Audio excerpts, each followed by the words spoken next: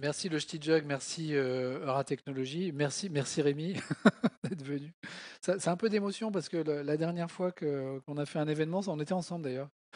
C'était un événement qui s'appelle J-Château, qui est une autre conférence qui est organisée avec le Paris Jug. Et on a terminé J-Château en écoutant notre président Macron nous annoncer que le lundi matin, tout était fermé.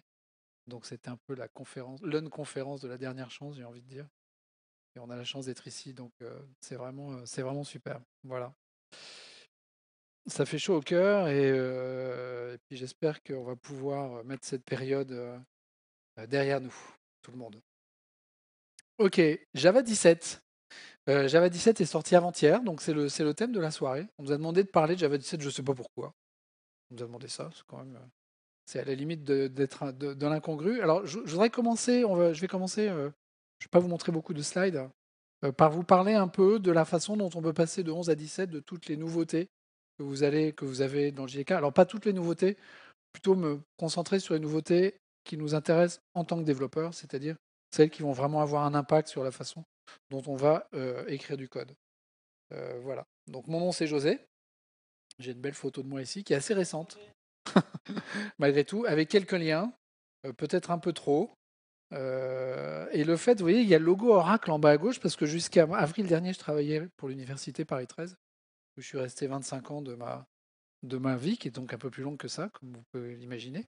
Et en avril dernier, j'ai rejoint le Java Platform Group chez Oracle, qui m'a recruté pour travailler notamment en tant que Java Developer Relation. Donc voilà, je m'occupe de parler de Java, d'écrire sur Java, de faire des sites web, et entre autres de travailler sur ce site-là qui s'appelle dev.java. Quels sont ceux qui n'ont pas entendu parler de dev.java? Tout le monde? Personne. Ok, donc dev.java, ça c'est l'URL, hein, dev.java. .java c'est l'extension. C'est le site documentaire qu'on a sorti à l'occasion de Java 17, avec de la doc, des tutoriels, donc il y a 2 jours. Avec de la doc, avec des tutoriaux, avec un playground qui devrait bientôt sortir, qui n'est pas encore actif, donc la possibilité d'essayer du code directement sur sur les différentes pages du truc, et qui se veut un peu j'ai envie de dire, le point de passage privilégié pour toutes les documentations, des nouveautés, également des choses passées qu'on a dessus. On démarre avec un contenu documentaire qui est assez important, puisque si vous voulez vraiment imprimer tout le contenu du site, ça doit faire quelque chose entre 1100 et 1200 pages de PDF. Alors évidemment, ne le faites pas, hein. Ce serait vraiment idiot. Mais donc, il y a vraiment déjà beaucoup de contenu et il y a du nouveau contenu qui va arriver derrière. Il y a aussi du contenu sur YouTube, sur la chaîne Java YouTube qui est associée, avec des choses que je fais, des choses que d'autres Java développeurs font. Si vous cherchez le Jeb Café sur YouTube ou si vous cherchez le Java Newscast sur YouTube, vous allez avoir également des choses sur les nouveautés de Java. Et on a aussi un podcast qui s'appelle Inside de Java, qui est d'un truc un peu plus hardcore, j'ai envie de dire, avec de la documentation technique sous forme de podcast assez précise et assez comment dire, en profondeur. Voilà, par les gens qui vraiment font les API et font les nouveautés du langage. Alors, une des nouveautés de Java 17, on va parler des nouveautés du langage, mais avant de commencer, je voudrais vous parler de ce qu'on l'on appelle la nouvelle release cadence, c'est-à-dire le nouveau rythme de sortie des versions de Java. Vous savez que depuis Java 10, on a une version de Java tous les 6 mois. Ok. Si vous ne le savez pas, c'est que vous avez un peu vécu dans une caverne, mais vous êtes dans un jug, donc j'imagine que vous êtes au courant de ça. Une version tous les 6 mois qui ne vit que 6 mois sur le site de l'OpenJDK et qui est suivi par la version suivante. On passe d'une configuration où on a une version majeure de Java tous les 3 ans, voire 4 ans quand il y a du retard, à une version qui sort quoi qu'il en soit tous les 6 mois avec les fonctionnalités qui sont prêtes. Ok. Euh, Ça, ces petits rectangles verts, c'est le code source qui est produit par l'équipe, j'ai envie de dire, de l'OpenJDK, mais l'équipe de cœur de l'OpenJDK. Et quand une nouvelle version majeure sort, il y a une espèce d'appel à contribution qui est fait. Est-ce qu'il y a des gens qui veulent continuer à entretenir la version ancienne précédente? Et il y a quelquefois des gens qui disent oui. Donc là, aujourd'hui, on est en septembre 2021, hein, donc c'est pour ça que ça s'arrête à la sortie de Java 17. Et donc, si vous regardez les bases de code source, vous vous rendez compte que sur la 13, la 15 et la 11, évidemment, il y a des gens qui continuent à faire des patchs sur les branches de l'OpenJDK pour ces versions-là. Apparemment, la 12 et la 14, elles, sont un petit peu laissées de côté. Et puis, je vous ai mis 2 barres en dessous. Celle qui est tout à fait en dessous, c'est Java 7. Il y a encore des patchs sur Java 7. Il y en a encore eu, en tout cas, ça bougeait encore jusqu'en février dernier. Et puis, celle qui est juste au-dessus, c'est Java 8. Il y a encore des patchs sur l'OpenJDK sur Java 8. Ça, c'est la base de code. Alors, on peut télécharger la base de code et la builder soi-même. Ça, c'est ce que tu fais, Rémi. C'est ce que je fais aussi de temps en temps, mais enfin, quand même pas souvent. Mais si vous voulez télécharger les builds de l'OpenJDK, pendant la période verte, l'OpenJDK vous fournit des builds qui sont en fait buildés par Oracle et qui s'appellent l'Oracle OpenJDK, qui sont open source et libres de droit. Ça, vous avez 3 versions. Par exemple, la 16, la 16.01 et la 16.02. Ils sont espacés de 2 mois. Et puis, il n'y a pas de 16.03 parce qu'on passe sur la 17. Et si vous voulez les builds qui correspondent au code source en vert clair qui est là, il faut aller sur le site de Adopt OpenJDK, qui faisait ça jusqu'à il y a quelques mois. Adopt OpenJDK a migré vers la fondation Eclipse, un projet qui s'appelle Adoptium. Donc, il faut aller sur Eclipse Adoptium. Là, les choses ne sont pas encore complètement en route, mais l'objet de ce projet Adoptium, c'est de fournir des builds de ce code vert clair qui est là. Build open source et libre de droit également. Alors, dans ce truc-là, on parle de version LTS. Mais vous voyez que sur un diagramme comme ça, la version LTS, c'est une notion commerciale. Ce n'est pas une notion, j'ai envie de dire, de l'OpenJDK. L'OpenJDK en tant que tel ne connaît pas les versions LTS. Il n'y a a priori rien qui différencie la version 17 de la version 16. La version LTS, ça, c'est quelque chose qui a été lancé par Oracle en Java 10 également. Ils ont dit, la version 11, ça va être une version LTS. C'est-à-dire qu'Oracle s'engage commercialement à fournir des patchs sur la version 11 pendant une certaine durée. La première barre jaune, c'est Java 17. Donc vous pouvez acheter des patchs sur Java 7, pardon. Java 7, jusqu'en, je crois que c'est 2022. Je ne voudrais pas dire de bêtises, mais je crois que c'est février 2022. Java 8 jusqu'en 2030. Et puis Java 11 jusqu'en quelque part 2024. Et Java 17 pendant encore 8 ans. Ça, c'est la situation telle qu'elle était prévue avant la sortie de 17. Et en fait, les LTS qui étaient prévus à l'époque, c'était des LTS tous les 3 ans. Et une des nouveautés de Java 17 consiste à dire, plutôt que d'avoir des LTS tous les 3 ans, non, tous les 4 ans, je dis des bêtises, tous les 3 ans, c'est ça. On va avoir des LTS tous les 2 ans.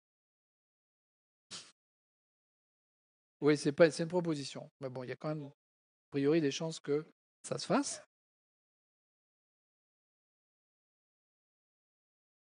Tous les 2 ans. OK. Et tous les 3 ans. Ouais, j'ai envie de dire 4 cinquièmes tous les 2 ans et 1 cinquième tous les 3 ans. OK.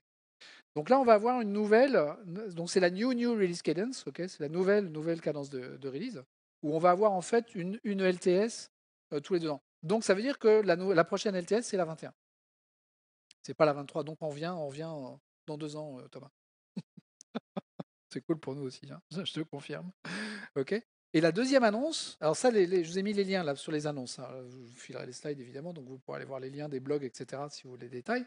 Et la deuxième annonce, c'est que plutôt que d'avoir un Oracle JDK qui soit payant au-delà de cette limite de 6 mois, l'Oracle JDK va également devenir gratuit. Alors non pas pendant 2 ans, mais pendant une année supplémentaire. C'est-à-dire qu'en fait, si vous voulez passer de la 17 à la 21, vous pourrez utiliser le JDK d'Oracle, qui est gratuit, y compris pour la production, pour les applications en prod. Et vous aurez en fait une période d'1 an de chevauchement entre la 17 LTS et la 21 LTS. 1 an pendant lequel vous aurez le temps de migrer vos applications si vous en avez besoin, sans changer de licence. Ça, c'est l'engagement qui a été pris. Et là, c'est pareil, je vous ai mis les liens qui sont ici. OK.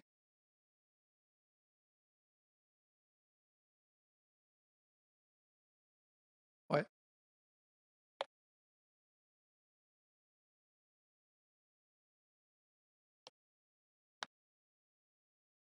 Voilà. Et alors, deuxième chose également qui change, c'est qu'avant, pour aller chercher l'OpenJDK sur le site d'Oracle, il fallait cliquer oui, je suis d'accord avec la licence. Ça, c'est supprimé. qui va permettre aux gens d'avoir des scripts de téléchargement plus simples à faire pour des trucs comme les CI/CD, SDK-man et ce genre de choses. Voilà. Donc ça, c'est l'une des nouveautés de Java 17. Moi, je trouve ça plutôt cool, hein. Quelque chose qui était payant devient gratuit. Donc ça, c'est plutôt pas mal. Voilà. Ça, c'est ce que je vais vous dire en intro. Super. Est-ce que vous aimez mieux des slides ou est-ce que vous aimez mieux du code dans un IDE? Les slides? Il n'y a pas une main qui se lève. Lui, il a des slides, hein. Zut. Ah, un IDE. Apparence, présentation mode. Est-ce que ça, c'est gros? Je pense que c'est oui, ça, c'est gros. Jug. Ah, mais j'avais mis un point d'interrogation sur le truc. Ça, c'était l'époque où tu m'avais dit, ça te dirait de faire un Jug? Oh, bah écoute, je sais pas. Je pense que oui. Alors, la première chose dont je vais vous présenter un peu les nouveautés, à mon avis les plus importantes, pour les gens qui écrivent du code en Java et qui veulent passer de 11 à 17. À l'heure actuelle, les deux versions les plus utilisées de Java, c'est la 8 et la 11. Et en fait, entre la 8 et la 11, il n'y a pas énormément d'évolution dans le langage. Il y a le var et il y a les modules, mais c'est pas du langage des modules. Comment? Hein? Et rien qui marche. D'accord. C'est ce qu'il raconte. Ok. Et la première chose dont je voudrais vous parler, c'est les text blocks. Alors les text blocks, qu'est-ce que c'est? Ça, c'est une chaîne de caractères, hein, je pense que vous l'avez tous reconnu, avec des trucs dedans. Les text blocks, c'est quelque chose qui commence par 3 guillemets et qui se termine par 3 guillemets. Voilà. Donc ça, c'est un text block. Et vous voyez, ça compile pas. Et le message d'erreur, c'est un peu une andouille. Un text block, ça commence par 3 guillemets suivi d'un retour chariot. 3 guillemets, retour chariot. Et là, maintenant, j'ai un text block. Et là, ce text block, bah, c'est juste une chaîne de caractères, hein, si je l'exécute, ce machin-là. D'ailleurs, je vais le faire tout de suite. Voilà. Ça m'affiche juste ce machin-là. Je suis bien en Java 17, hein, comme vous pouvez le voir. Ça vaut mieux. OK. Donc ça, c'est un text block. Je peux également mettre ce truc-là.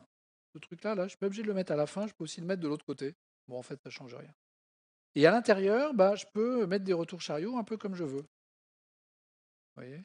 Mettre un là, j'en mets un là. J'en mets un là. Et puis le reste, je vais virer. En fait, pas besoin. OK. Et si j'exécute ce code-là, bah, en fait, les retours chariots que j'ai mis sont pris en compte sont pris en compte dans la chaîne de caractères, sont ajoutés à la chaîne de caractères. Dedans, je peux mettre, voilà, ouvrez les guillemets, fermez les guillemets, ouvrez des cotes, fermez des cotes. Alors c'est toujours anti-slash n, c'est jamais anti-slash r, anti-slash n. Ouais, voilà. Même en PHP. Et vous voyez que ce truc-là, j'ai pas besoin d'escaper en fait ces trucs-là.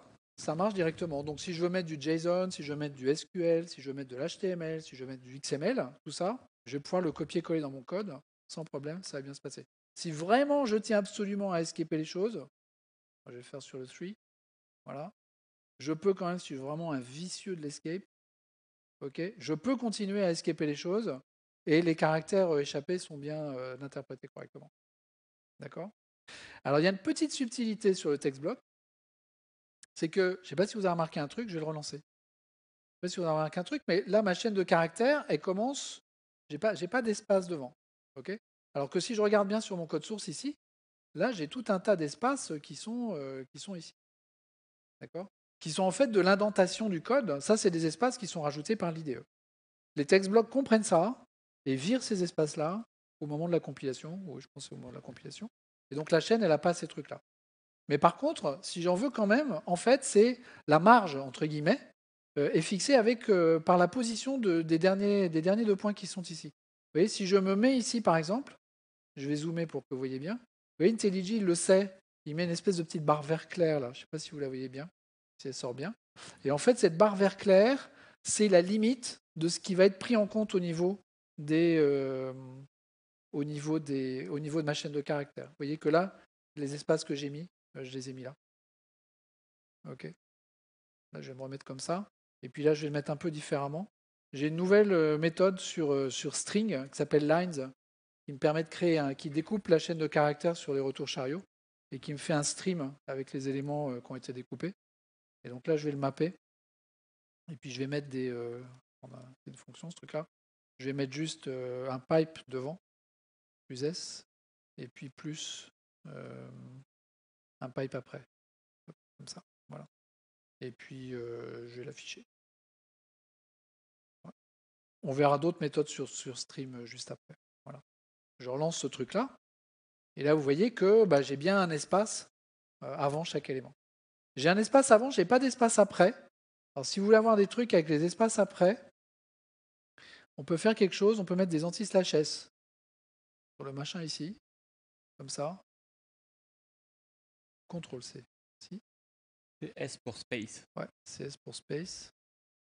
Voilà, je vais essayer d'aligner les choses un peu là, que ce soit joli. Il y en a en trop.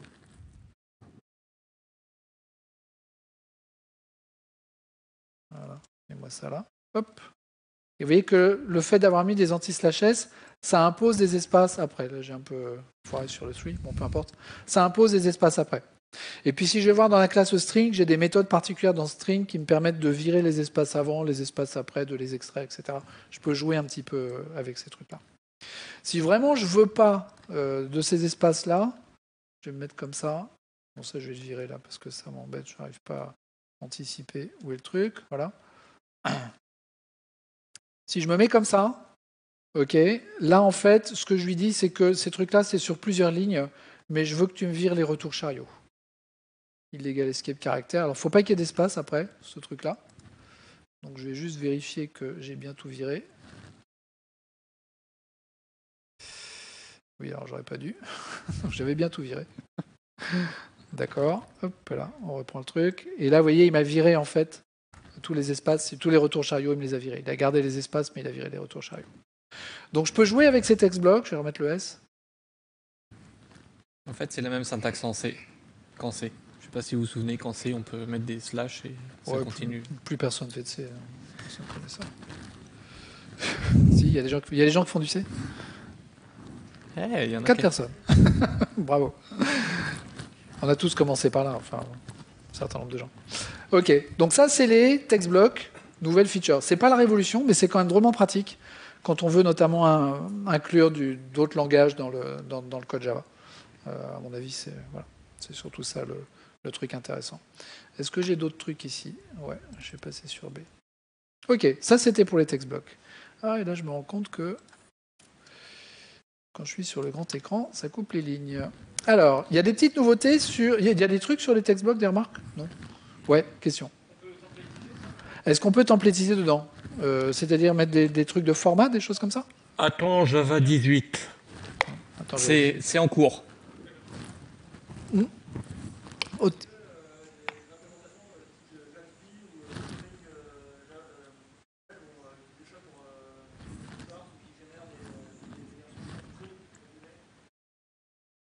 Est-ce que Jaxby et d'autres API vont utiliser ça pour... si Jaxby se met à jour en 17, oui. Parce que Jaxby est plus géré par Java maintenant. Donc je ne sais pas qui est-ce qui gère Jaxby. Mais ouais. C'est Eclipse Jakarta qui gère Jaxby. C'est Jakarta qui gère ça maintenant. Et Jaxby, tu peux lui demander de générer directement le bytecode qui va bien. Donc il va super vite par rapport à un truc qui est manipulé en chaîne de caractères. T'es plus efficace déjà avec Jaxby. Pour l'instant.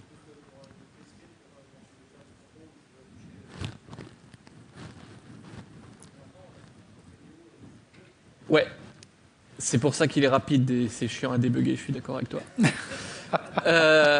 Je te dirais pareil, l'interpolation dans les chaînes de caractères, c'est quelque chose sur lequel on est en train de travailler maintenant. Donc ça, c'est pour plus tard. Et je crois qu'il y avait une dernière question.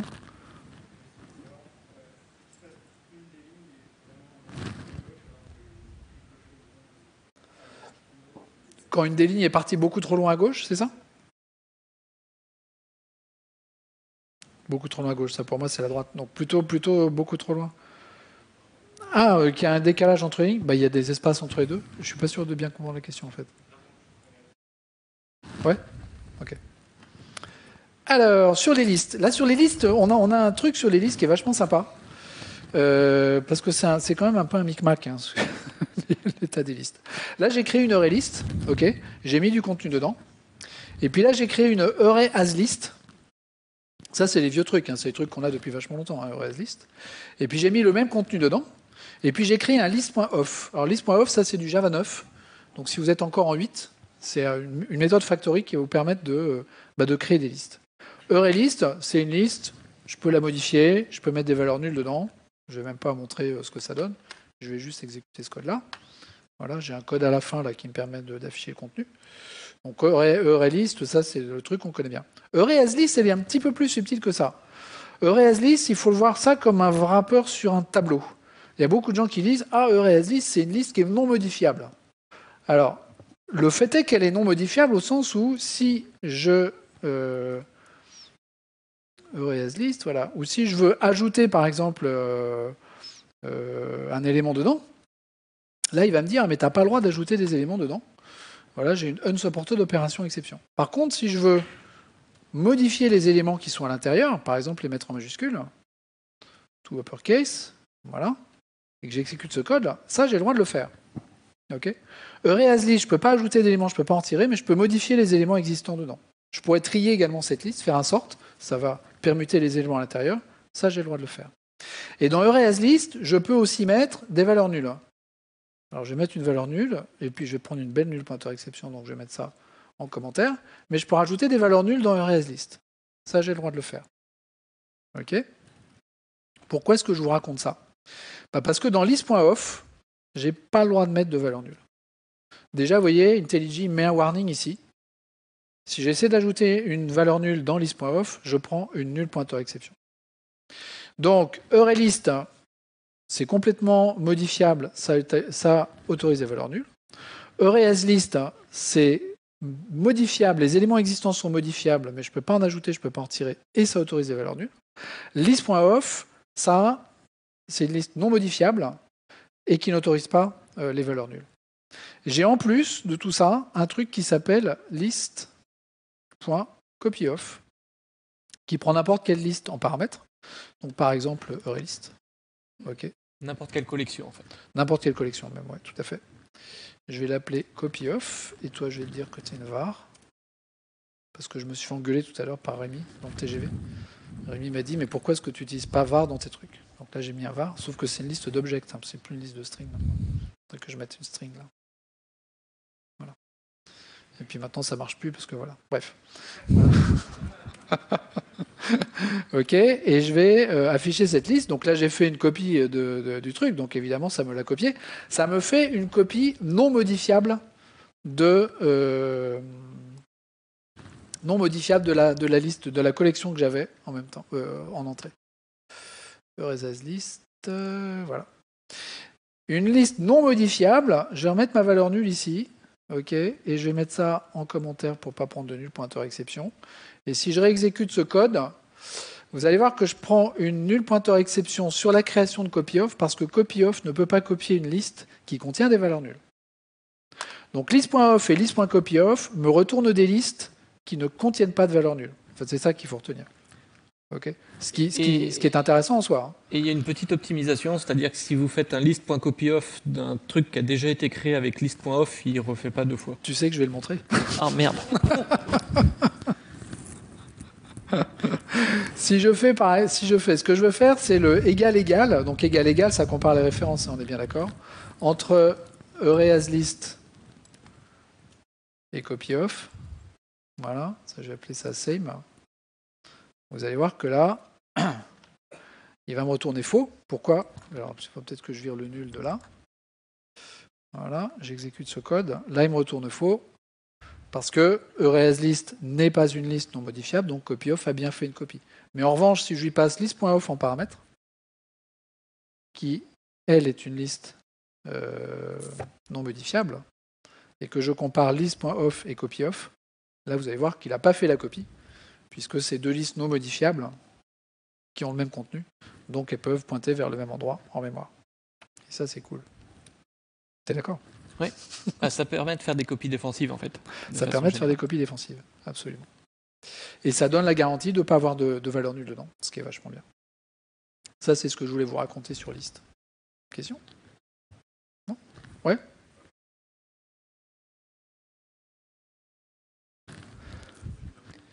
Des structures, pardon, j'ai pas entendu. De données persistantes. Ah, persistantes, en quel sens persistantes? Comme closure.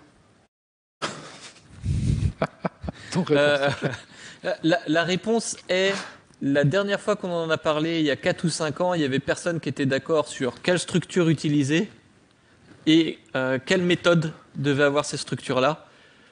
Un des problèmes des structures de données persistantes, c'est qu'il y a beaucoup de pointeurs qui se baladent partout et ça coûte assez cher. Actuellement, l'espèce de consensus, c'est on va attendre que Valhalla soit fini, parce que Valhalla, on aura moins de pointeurs et on va pouvoir implémenter ce genre de choses-là. Alors, il y a des nouveautés sur les streams. Et sur les streams, j'ai en fait 2 nouveautés à vous montrer.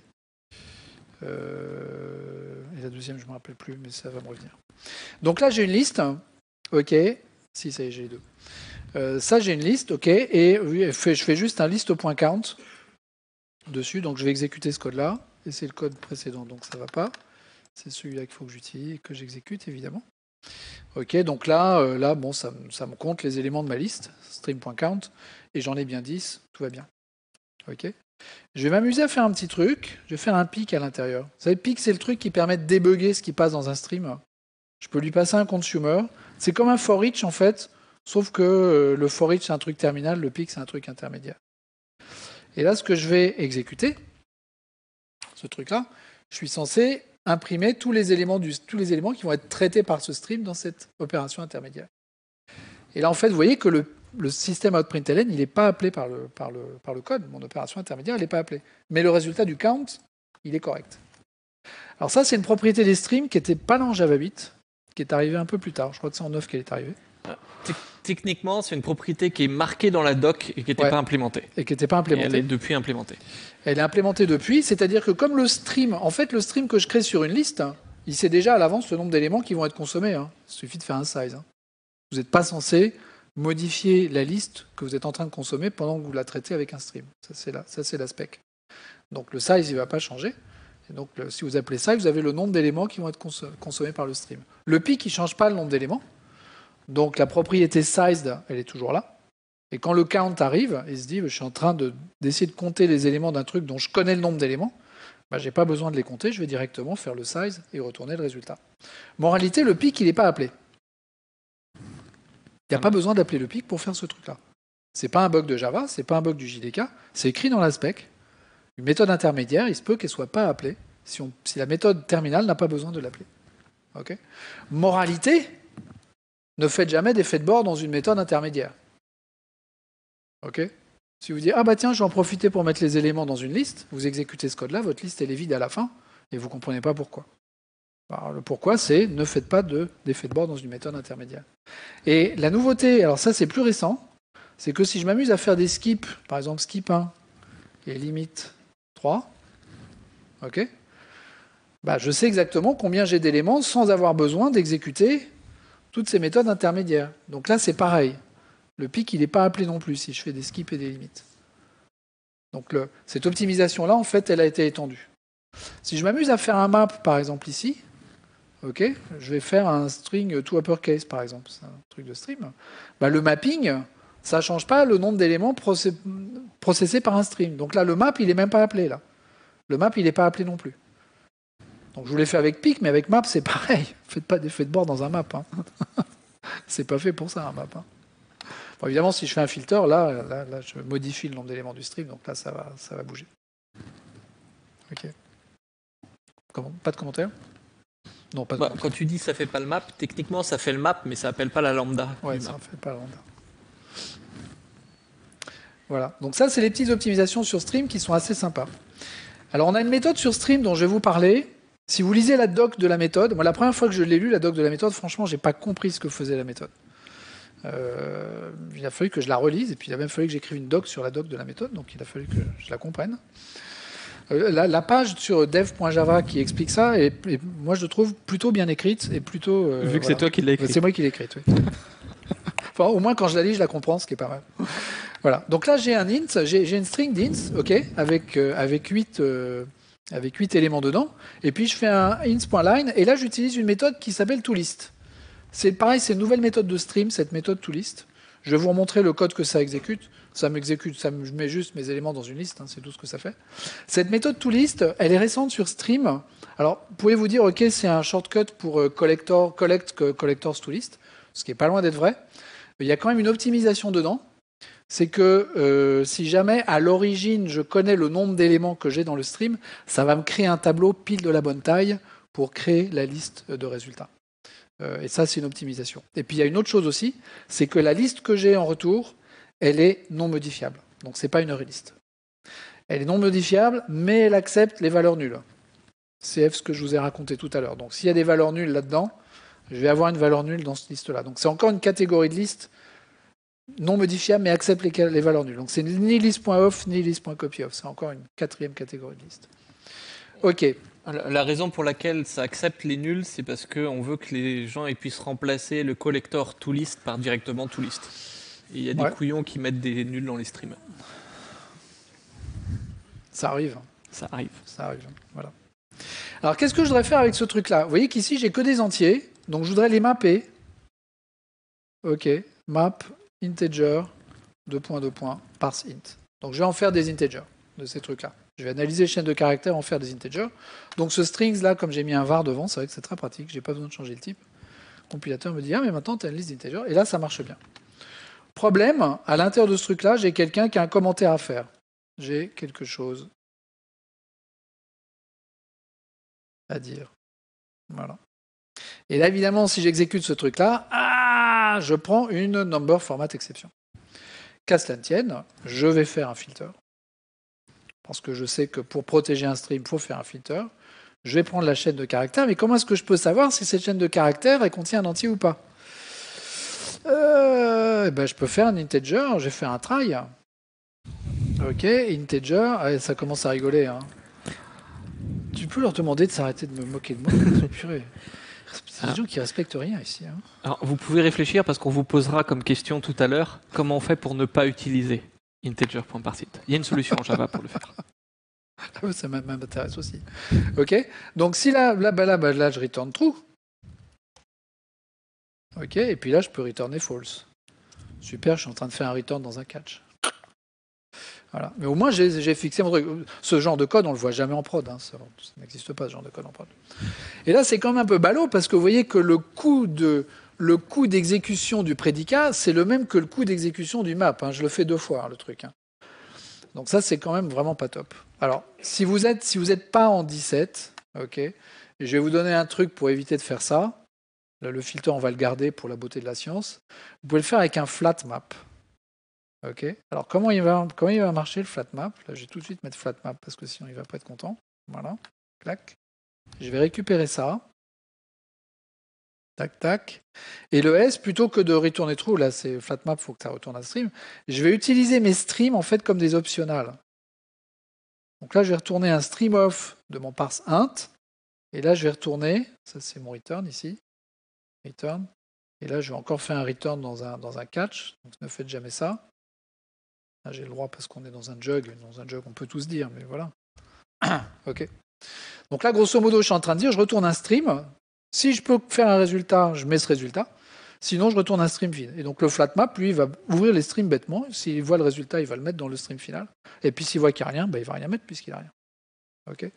Et maintenant, ça va me permettre, ça me permet au moins déjà de ne faire qu'une seule fois le parseInt. Pas une fois dans ce prédicat et puis une deuxième fois dans le mapping. Donc ça, c'est bien. Par contre, ça a un surcoût, c'est que je crée un stream juste pour l'ouvrir. Et ça, c'est pas terrible. C'est un overhead, c'est une surcharge au niveau du calcul. Donc j'ai un nouveau truc, ça je vais le laisser là. Je vous mettrai tout le machin sur GitHub après, hein, donc vous pourrez aller chercher le truc, qui s'appelle MapMulti. MapMulti, qu'est-ce que ça fait? Ça fait du flat map sans stream. Ça prend un objet de mon stream, et ça prend le stream. Alors c'est pas exactement le stream, mais c'est un machin qui correspond au stream, on va voir comment l'utiliser. Et puis l'appeler sync. Oui, mais moi j'aime pas sync. J'aime bien. Moi j'aime bien. Ouais, je sais. Moi j'appelle stream. Parce que ça symbolise le stream qui suit. OK. Et là, ce que je vais faire, c'est que je vais faire stream.accept parce qu'en fait, ce machin-là, c'est un consumer. Tu peux l'appeler consumer peut-être alors. Si c'est un consumer. Mais consumer. Enfin, je dis ça. Et puis là, je fais rien. OK. Et là, je suis super surpris parce que ça marche. Oh, purée. Voilà. Et donc, si j'exécute ce truc-là, ça va marcher. Et vous voyez que maintenant, sur ce pattern-là, je ne crée plus ce stream supplémentaire.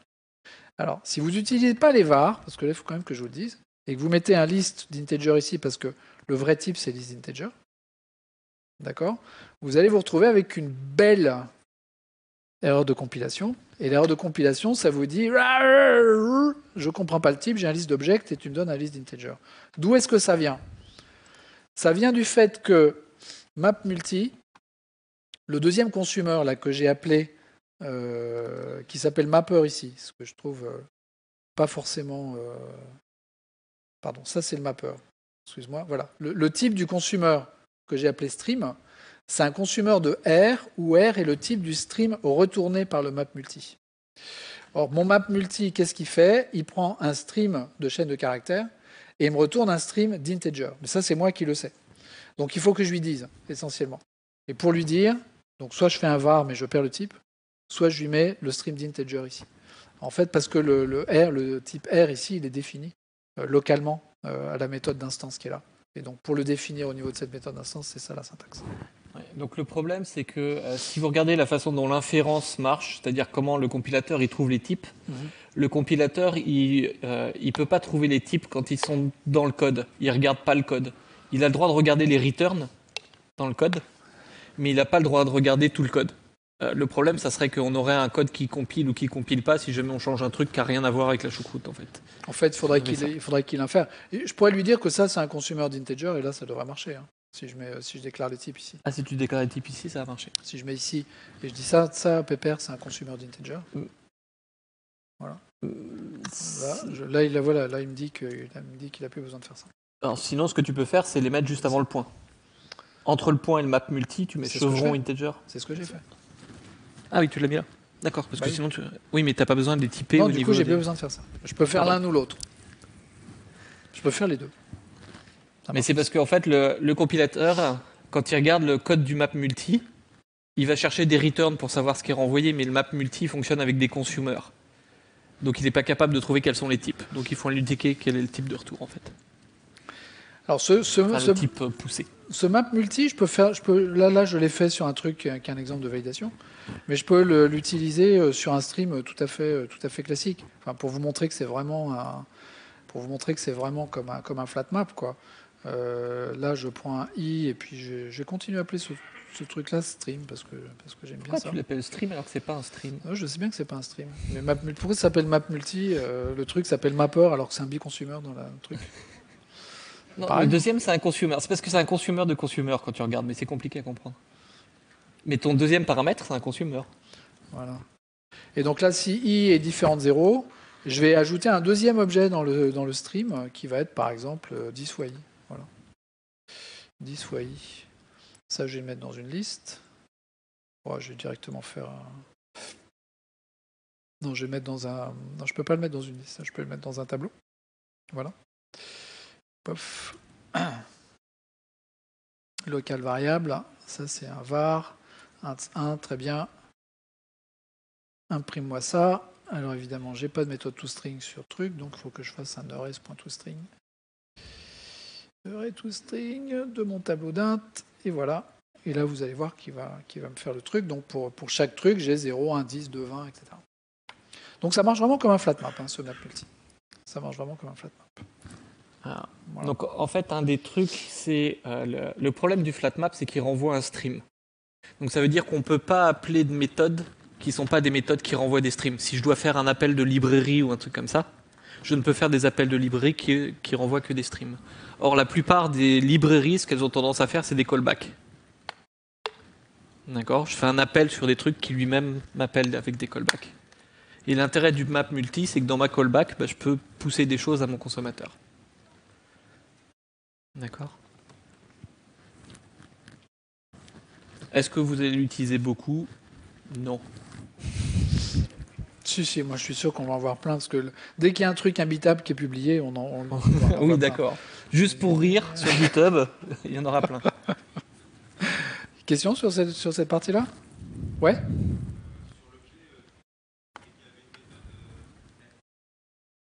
Oui, sur l'objet consumer. Il y a une méthode en Zen sur consumer, oui, tout à fait. C'était la Ça te question. fait Il la y avait un composition truc. de fonction. Enfin, ça te fait la composition de consommateur. Ouais, tout à fait. Si tu prends un consommateur nzen, un deuxième consommateur, il va t'appeler le premier. Enfin, il va te renvoyer un nouveau consommateur qui, si tu l'appelles, appelle le premier puis le deuxième. Elle est là, Ouais, la c'est ça. méthode. Tu sais, le fameux Géron F en maths. Ouais. Tu remarqueras qu'en info, il est dans le bon sens. Il fait pas Géron F. Bah si nzen, il fonctionne, je fais le C'est un premier mec et qui le connaît deuxième. pas les maths qui vous explique ça. La composition de fonctions en maths, elle est inversée. Tout ça parce que ceux qui ont inventé les fonctions, c'est des Arabes, et ils écrivent. Et nous, on écrit les chiffres dans ce sens-là, et les fonctions de l'autre côté. Alors, ça c'était pour les streams. Une fonctionnalité que tout le monde attend, c'est les records. Et on parle pas de disque. On parle d'enregistrement, pas de disque. Alors, qu'est-ce que c'est qu'un record? Là, vous avez un exemple de record. Si vous avez jamais entendu parler des records, voilà, vous allez taper record sur n'importe quoi. Le premier exemple que vous allez trouver, c'est le record point qui a deux composants, un x et un y. Qu'est-ce que c'est qu'un record? Un record, techniquement, c'est une classe, mais qui a certaines caractéristiques. D'abord, elle n'a pas le droit d'étendre quoi que ce soit. Okay, je ne peux pas dire que mon point, il étend quelque chose, machin. Voilà, si j'essaie de faire ça, j'ai une erreur de compile, donc je ne le fais pas. Et elle est finale, donc elle ne peut pas être étendue non plus. Okay. J'ai une contrainte dans cette classe, c'est que je ne peux pas définir moi-même de champ d'instance à l'intérieur. Voilà, si je fais int a dedans, erreur de compile, je n'ai pas le droit de faire ça. Et donc, un record, il est défini par l'état qui est ajouté lors de sa déclaration. Ça, c'est l'état de mon record, un x, un y. Et je ne peux pas enrichir cet état, non plus que je ne peux pas retirer d'éléments à cet état. Cet état, il est composé donc de deux champs. Ce 1x, 1y, ça va définir des champs qui vont être finaux à l'intérieur de la classe record. Et il porte un nom particulier dans le vocabulaire des records qu'on appelle des composants, ou des components. Okay, et ces components, c'est les record components, sont utilisés dans l'API réflexion. J'ai des méthodes particulières sur la classe pour récupérer ça. Et ils sont utilisés également dans les annotations. Vous savez, quand on définit une annotation, on dit l'annotation, je peux la mettre sur un type, ou sur une méthode, ou sur un paramètre, ou sur un champ. Il y a également un type d'élément sur lequel je peux le mettre qui s'appelle component type. D'accord, donc je peux annoter ce truc-là en tant que component type d'un record. Et c'est tout ce que j'ai besoin de faire pour déclarer un record. Là, j'ai fait un record local. Vous voyez, il est défini à l'intérieur de cette méthode. Ça, c'est parfaitement légal. Je peux aussi mettre des records au niveau de la classe. Je peux mettre des records dans leur propre classe si j'en ai besoin. Et une fois que j'ai ça, je peux appeler directement le constructeur du record, comme je le fais là, qui est le constructeur qu'on appelle canonique du record, okay, qui est créé pour moi par le compilateur. De même que je peux appeler des accesseurs pour accéder à l'état de ce record. Ce n'est pas des getters, ça ne suit pas la convention getter-setter de JavaBeans. Okay, c'est des getters X et Y. D'accord, mais ça marche pareil. Et en bonus, vous voyez que là, je me suis créé une liste de records et puis j'ai affiché le contenu de cette liste. Et vous voyez que j'ai également une méthode toString sur ce record. J'ai aussi une méthode equals et une méthode hashcode qui sont créées automatiquement pour moi sur ces records. Et ça, c'est quand même vachement cool. Alors, je peux parfaitement créer mes propres constructeurs dans ce record. Par exemple, je peux créer point qui ne prend pas de paramètres. Okay. La contrainte, c'est que tous les constructeurs que vous créez dans un record doivent obligatoirement appeler le constructeur canonique de ce record. Donc là, je suis obligé de faire, par exemple, 10.0.0. Okay. Et ça va me créer un point supplémentaire que je vais appeler origine. Origine égale new point. Voilà. Et puis je vais rajouter origine dans ma liste de tout à l'heure. Voilà, je vais mettre là. Hop. Et puis origine va s'afficher. Bon, peu importe. Ok. Je peux créer un autre constructeur si je veux, qui prend juste une coordonnée. Int y. Hop. Ah. Et là, je suis obligé d'appeler le constructeur canonique 10.0y. Je ne peux pas dire je prends cet état et je le copie directement dans les champs finaux. Ça ne va pas fonctionner. Okay. Un record, il n'a pas le droit d'étendre d'autres classes, mais par contre, je peux parfaitement implémenter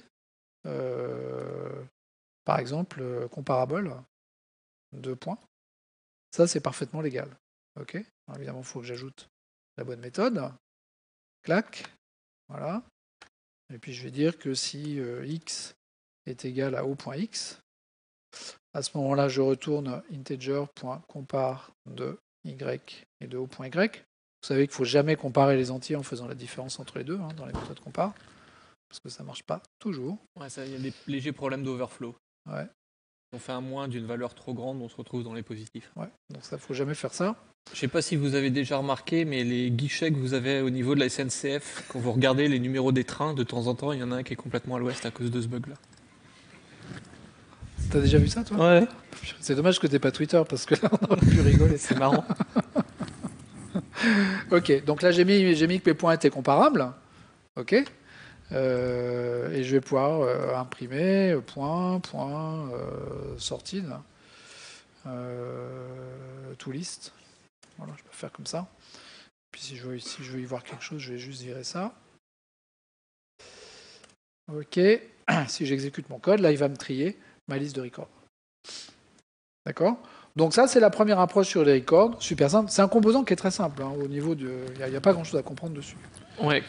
Alors, l'idée conceptuellement, c'est quand on regarde, en Java, on peut tout faire avec juste des interfaces et des classes, en fait. On n'a pas besoin de tout le reste. On n'a pas besoin des lambdas, on n'a pas besoin de tous ces trucs-là. On écrit juste un code vachement verbeux. On peut faire des classes anonymes à la place des lambdas. Donc quand on regarde, historiquement, dans une classe, qu'on peut mettre, c'est soit des données, soit du code, soit bien sûr les deux. Et en fait, ce qu'on a fait avec les lambdas, c'est simplifier quand je veux écrire juste du code. Quand je veux écrire juste du code, je vais écrire une lambda. Les records, c'est le truc inverse. Quand je veux écrire que des données. Si je veux écrire que des données, techniquement, je peux juste déclarer voilà tous les champs dont j'ai besoin. Et puis, c'est fini. Absolument. Ah, tu peux te passer tout ce que tu veux, ouais. Ah oui, là, on peut passer tout ce que tu veux, y compris d'ailleurs des champs modifiables. Par exemple, des dates ou des listes ou des heures-listes. Auquel cas, dans le constructeur, on aura peut-être envie de faire des copies défensives pour vraiment avoir un ensemble de données qui soit vraiment complètement non modifiable, qui soit complètement immutable. Et pareil dans les accessoires. On peut surcharger les accessoires, on peut surcharger le constructeur canonique également, pour ces raisons-là.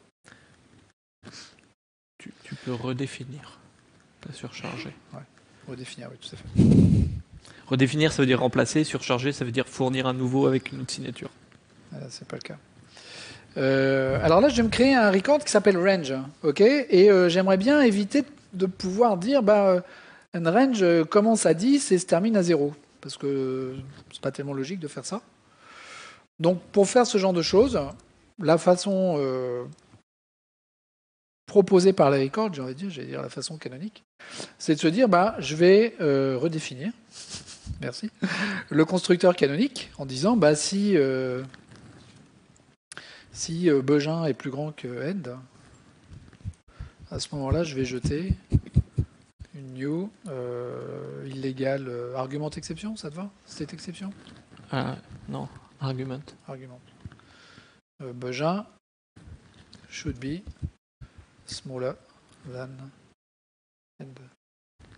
And. Ok. Hein? Comment? Oh, puis attends, je vais demander à IntelliJ de me copier ça parce que ça me fatigue déjà. Là. Voilà. Clac. Ok. Et donc maintenant, là, j'ai redéfini le constructeur canonique. Et je m'attendais à voir. Oui, parce que c'est pas le bon que je lance. Vas-y, lance-moi ça. Ok. Et là, j'ai bien mon illégal argument exception qui est jeté sur le truc. Alors, je peux le faire comme ça, parfaitement légal, mais j'ai une écriture plus simple de ce constructeur canonique qui est celle-là. Je ne lui donne pas ses paramètres et je ne fais pas la copie de l'état reçu dans l'état interne du record. Et ça, c'est ce qu'on appelle le constructeur compact. Vous voyez que j'ai toujours pas d'erreur de compilation. Et ça me donne exactement le même résultat que précédemment. À la limite, si je n'ai pas besoin de faire des copies défensives des arguments du constructeur, le constructeur compact me convient parfaitement. Et donc, je me retrouve dans ce truc-là avec uniquement les règles de validation dont j'ai besoin pour créer les instances de range. Ce qui est exactement ce qu'on veut. Ouais, on ne veut pas avoir le zis.machin égale bidule, enfin, zis.machin égale machin, exactement, qui ne sert pas à grand-chose. Moi, j'aimerais bien Juste fois les pouvoir... règles métiers. Ouais, pardon. J'aimerais bien pouvoir afficher tous les éléments entre 0 et 10. Bah, je peux très bien dire que mon record, il implémente itérable d'integer. Ça, j'ai le droit de faire ça, puisque j'ai le droit d'implémenter les interfaces. Implémente ça, merci. Et puis je vais dire, voilà, on va retourner un nouvel itérator. Tu sais que tu dois pouvoir faire instream.range.iterator. Oui, mais ça crée un stream, là, j'en ai pas besoin. Là. Ouais, mais c'est une ligne. Non, je fais un truc, il y a juste le seul état dont j'ai besoin, c'est l'index. Je vais commencer l'index à Begin. As next, c'est index plus petit que end. Et puis next, c'est index plus plus. OK. Et maintenant, ce que je peux dire, c'est for var index dans range. Et je vais afficher index. OK. Et si j'exécute ce truc-là, j'ai bien mes trucs qui ont été créés. Donc je peux me créer des objets range qui seront toujours valides, j'ai envie de dire, et qui seront sur lesquels je peux après rajouter de la sémantique de ce que un range devrait pouvoir faire. L'autre chose qui est important, c'est que les equals et hashcode qui sont générés sont bons. Alors c'est pas complètement vrai, ils sont pas bons avec les tableaux, parce que ça va utiliser le equals des tableaux qui marche pas. Donc à part pour les tableaux, mais sinon ils sont bons pour les doubles. Parce que je sais pas si vous savez, quand vous comparez des doubles, ça marche pas bien parce que not a number, il n'est pas comparable avec lui-même. Ce qui pose des gros problèmes dans les equals. Non, vous le savez pas. Donc vous avez écrit plein de equals faux. Donc laissez le compilateur le faire. Alors ça, c'était le range. Il y a un truc avec les records aussi que je voudrais vous montrer, qui parle de sérialisation. D'accord. Là, j'ai créé un record qui s'appelle range record, qui est basiquement le même que le précédent. Et j'en ai créé, mais j'ai créé, si vous avez un truc range dans votre application, c'est probablement plutôt une classe, puisque les records sont quand même pas dispo depuis très longtemps. Okay. Donc j'ai créé une première version de cette classe qui est sérialisable, qui commence à begin et qui se termine à end. J'ai juste commenté la règle de validation qui est à l'intérieur. J'ai mis une méthode toString pour pouvoir la regarder. Et ce que je vais faire, c'est que je vais créer une instance de range class, d'accord, et je vais l'écrire en utilisant la sérialisation dans un fichier range class 10.0.date. D'accord. Et je vais exécuter ce code. Ça va me sauvegarder ce machin-là sur mon disque. OK. Et maintenant, ce que je voudrais faire, alors évidemment, là, il y a un bug dans mon application parce que je peux créer des ranges dont la borne finale est plus petite que la borne initiale. Donc ça ne va pas. Donc maintenant, je vais rajouter ma règle je corrige le bug, je rajoute ma règle de validation à l'intérieur de mon constructeur. Ça, j'ai pas besoin de ça. Et ce que je vais faire, c'est que je vais désérialiser le fichier que je viens d'écrire, okay, avec cette nouvelle règle de validation. Voilà. Et là, qu'est-ce qui va se passer ? Il va se passer que ce fichier il va être désérialisé sans erreur. Pourquoi ? Parce que la désérialisation, c'est quelque chose qui bypass les constructeurs, y compris le constructeur vide par défaut, les getter-setter et tous ces trucs-là. La sérialisation, c'est quelque chose qui, en l'occurrence, peut permettre d'injecter des objets corrompus dans mon application. J'ai des règles de validation sur certains objets, mais j'ai des objets corrompus qui peuvent se balader, soit dans des vieux fichiers, soit dans des vieilles bases de données, soit injectés de façon malicieuse par des gens mal intentionnés. Okay. C'est le gros bug de la sérialisation. La désérialisation n'appelle pas les constructeurs. Voilà. Donc toutes les règles que vous avez mises pour tester que les objets étaient corrects ne sont pas exécutées. Absolument. Non, l'ID c'est autre chose. L'ID c'est tu dis est-ce que mon objet il a changé ou pas. Ouais. Là, j'ai pas utilisé serial version UID. Le changement que j'ai fait ne crée pas de changement du serial version UID de la classe record, enfin de la classe record class. Okay. Le serial UID, par exemple, il change si tu rajoutes une nouvelle méthode. Ouais. Ou si on change la signature du méthode existante. Donc, on te dit de mettre un numéro dans le serial UID, comme ça tu peux contrôler et dire c'est le même serial UID parce que ma méthode, en fait, elle ne change pas techniquement l'objet. Alors, avec les records, comment ça se passe ? Parce qu'évidemment, maintenant, je suis passé en Java 17, donc je vais pouvoir prendre des records plutôt que des trucs. D'ailleurs, ça, je vais en faire un var, comme ça va être encore plus simple. OK. Et puis là, je vais mettre dans range record. Donc là, je me crée un record qui est volontairement corrompu, qui va de 10 à 0. Et dans le record qui est ici, j'ai commenté la règle de validation. Donc je vais autoriser juste la création de ce fichier sérialisé. Et là, je l'écris dans range record 10.0.date. Et là, évidemment, les choses fonctionnent normalement. Donc maintenant, je vais commenter ce code. Je vais réactiver ma règle de validation. OK ? Pourquoi ? Parce que j'ai corrigé mon bug dans mon application. J'ai toujours ce fichier qui contient un record corrompu. Et je vais essayer de le désérialiser. Donc là, c'est range record 10.0.class. La différence maintenant, c'est que ce truc-là appelle le constructeur canonique du record. Pourquoi ça appelle le constructeur canonique du record ? Parce que le record est une classe construite de telle façon que j'ai toujours le constructeur canonique dedans. Okay ? Dans une classe sérialisable, je peux avoir n'importe quel constructeur. Et quel constructeur est-ce que je vais appeler ? Il y a plein de cas tordus dans lesquels je ne vais pas pouvoir savoir quel constructeur je vais appeler pour une classe. Donc dans un record, j'ai la garantie, par construction des records, que ce constructeur canonique, il est toujours là. Et donc c'est le constructeur canonique qui est appelé. Si je mets des règles de validation dedans, mon fichier n'est pas désérialisé. C'est aussi simple que ça. Donc ça, c'est un gros intérêt, et ça permet de rendre les records utilisables de façon beaucoup plus sécurisée pour créer des DTO, par exemple. Dans votre application, vous avez des DTO, vous échangez des DTO, vous les attachez à des sessions, Tomcat ou à des choses comme ça. Ils peuvent être sérialisés de façon complètement transparente sans que vous le sachiez, sans que vous vous en rendiez compte, sans que vous écriviez aucun code de désérialisation nulle part.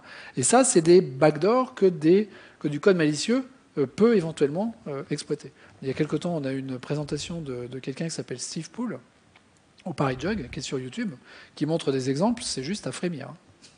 Ouais, enfin, il faut quand même accéder à la machine. Il te montre également comment tu peux le faire. Donc, bon. Mais au moins là, j'ai au moins une porte de sécurité. Je ne peux pas avoir, dès l'instant que j'écris une règle de validation dans le constructeur canonique d'un record, j'ai la garantie qu'aucun record ne sera construit sans appliquer cette règle de validation. Donc ça, c'est quelque chose de vachement important. Et c'est aussi le plus gros bug de sécurité de Jenkins, c'était exactement ça. C'est qu'on pouvait sérialiser des commandes, mais il n'appelle pas les constructeurs, et donc il ne checkait pas que les commandes étaient correctes. Ouais, tout à fait. J'ai encore un petit truc à vous montrer sur les records, tiens. Puis on prendra les questions après, sur les records. Les records, c'est quelque chose qui peut être utilisé de façon très simple pour améliorer la lisibilité de votre code. Alors ça, c'est pas... La lisibilité du code, on va se dire, oh, bon, d'accord, c'est pas très sexy. La lisibilité du code, c'est quand même la raison numéro 1 pour laquelle on passe 3 fois plus de temps à corriger un bug qu'on devrait. C'est juste que le code, il n'est pas lisible. Donc moi, je pense que tout ce qu'on peut faire pour rendre du code plus lisible doit être fait. J'ai créé un record qui s'appelle City, et je vais aller lire un fichier CSV, je vais juste vous le montrer, il est là. Il n'est pas très intéressant. OK, qui liste des données, c'est un truc que j'ai récupéré sur Wikipédia, là vous avez la page qui est là. OK, et donc qui va me permettre de lire chaque ligne de mon fichier CSV. Et j'ai écrit la méthode factory qui permet de transformer cette ligne ici en une ville. Et puis je vais commencer à écrire du code, par exemple. Alors, qu'est-ce que j'ai dans une ville ? J'ai un ID, j'ai le nom de la ville, le nom de l'État aux États-Unis dans lequel se trouve cette ville, et la population de cette ville et sa surface. Je vais récupérer la liste de tous les États. Ça, c'est assez facile. J'ai déjà la liste des cities qui est là. Cities. Donc je vais pouvoir ouvrir un stream dessus. Pas tout string. Un stream. Pourquoi est-ce qu'il met un point virgule ? Parce que ma touche Shift ne marche plus. Et puis, je vais mapper ça en city state. Et puis, je vais mettre ça dans une liste, par exemple. Et puis, je vais faire un distinct. Pourquoi ? Parce que comme j'ai une méthode equals et hashcode sur les records, le distinct, il va bien marcher. Et puis ça, c'est mes états. Et puis ça, je vais dire que c'est une var. Voilà. Et puis, je vais afficher cette variable. C'est encore pas mon fichier qui va exécuter. Tant pour moi. Hop là. OK. Et puis deuxième question qu'on me pose, donc voilà les états. Alors, si je veux, je peux les rendre, je peux même les trier, hein, parce que c'est des sorties. Voilà. Sorties, voilà. Hop. Je peux les trier. Donc là, je les ai triés dans l'ordre alphabétique. Super. Si je veux la population de chaque État, au sens du truc que j'ai, bah, je vais aller chercher mes cities, je vais streamer ça. Ça, c'est un boulot pour le grouping by. Hein. Collectors.grouping by. Je regroupe mes villes par état. State. Et puis, j'ai un collector qui me permet de faire la somme. Ça s'appelle summing int. Summing int. Voilà. Qui me permet de faire la somme des city population. Voilà. Et donc ça, c'est une map de string d'integer. Et ça, c'est population by state. OK. Alors là, déjà, je trouve que c'est pas terrible parce que mon état, il est modélisé par une string. Là, je vais peut-être mettre des petits imports statiques. Là, tiens, pof, c'est plus joli. Ça, c'est modélisé par une string. Donc, je vais me dire, tiens, plutôt que d'avoir une string, je vais le modéliser par un record. Je vais me créer un record que je vais appeler state, qui est construit sur un name. Voilà. Ça va, c'est pas trop long de créer un record. Et puis là, je vais dire que ça va plutôt être un state ici. Donc ça devient un state. Et puis là, il va pas être content, donc je vais faire un new state de state. OK. Et puis là, le sorti, il va pas marcher là, parce que state, c'est pas comparable. Donc comparator.comparing state name. Bon, je peux le mettre là si je veux, avec un petit import statique. Hop. Voilà, et donc maintenant j'ai une map, et les clés c'est des states, ce qui est quand même un petit peu mieux, ce qui est un petit peu plus lisible. Et puis je vais m'amuser à aller chercher l'état qui a la plus grande population. Donc là le truc c'est d'aller chercher l'entry state, les perques, les valeurs, et puis là je peux faire un max. Il a besoin d'un comparator, alors vous savez sur MapEntry, l'interface MapEntry, j'ai des comparators directement. Et là je veux comparer par la population, qui est donc le comparing by value. Là je vais faire un or else throw, parce que ça c'est le bon pattern pour ouvrir l'optional. J'ai fait un max, donc ça me sort un optional. Et ça, c'est un var most populated state égale ça. Et là, ouais, c'est pas très beau hein, comme vrai type, hein. C'est un map entry de machin et de machin. C'est pour ça qu'il y a var. C'est comme ça que... Je l'ai utilisé. OK, et donc là, j'ai mon résultat. Super. Et là, ce code-là, il n'est pas terrible. Ce code-là, il est complètement générique. Il ne me dit pas du tout que je suis en train de chercher le max par la population ou quoi. Il me dit que je suis en train de chercher le max par la valeur d'une map dont j'ai planqué le type dans un var. Mais j'ai eu raison de faire ça. Bah, il suffit en fait de faire juste un map, et puis je vais dire, bah, tiens, je vais créer un autre record, populated state, of. Bon, je pourrais faire un constructeur aussi. Je vais faire comme ça pour varier un peu les plaisirs. Populated state. Et ce populated state, c'est une population. Pardon, c'est un state et une population.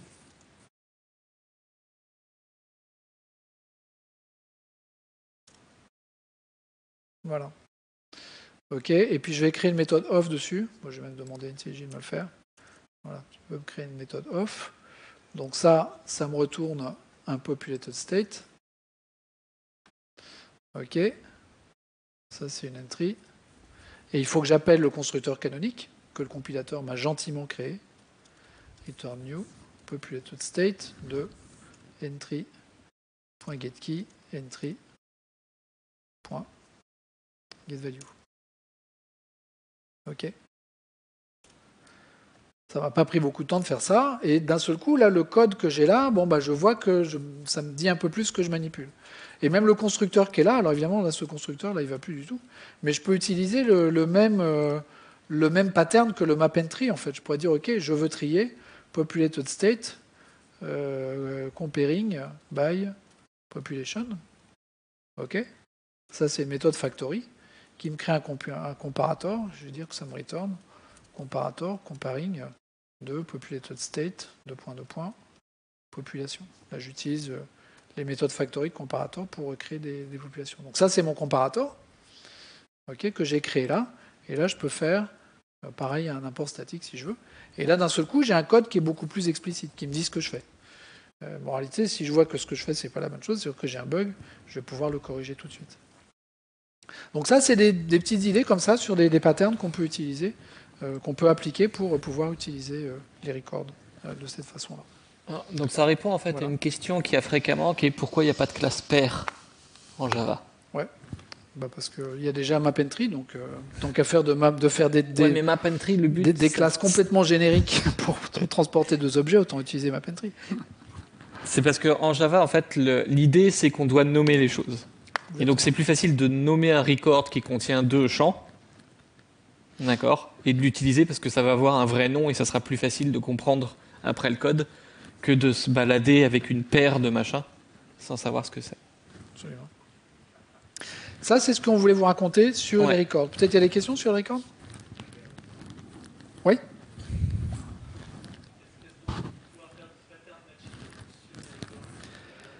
Est-ce qu'on va pouvoir faire du pattern matching sur les composants des records, probablement? La réponse est Oui. oui. Et bientôt, en plus. C'est pour 18, non? Ouais. Ça va pas tarder. Enfin, ça va sortir en preview d'abord, a priori en 18, ce qu'on s'appelle la déconstruction des records. Et ouais, tout à fait. J'ai des exemples, ça arrive. Ouais.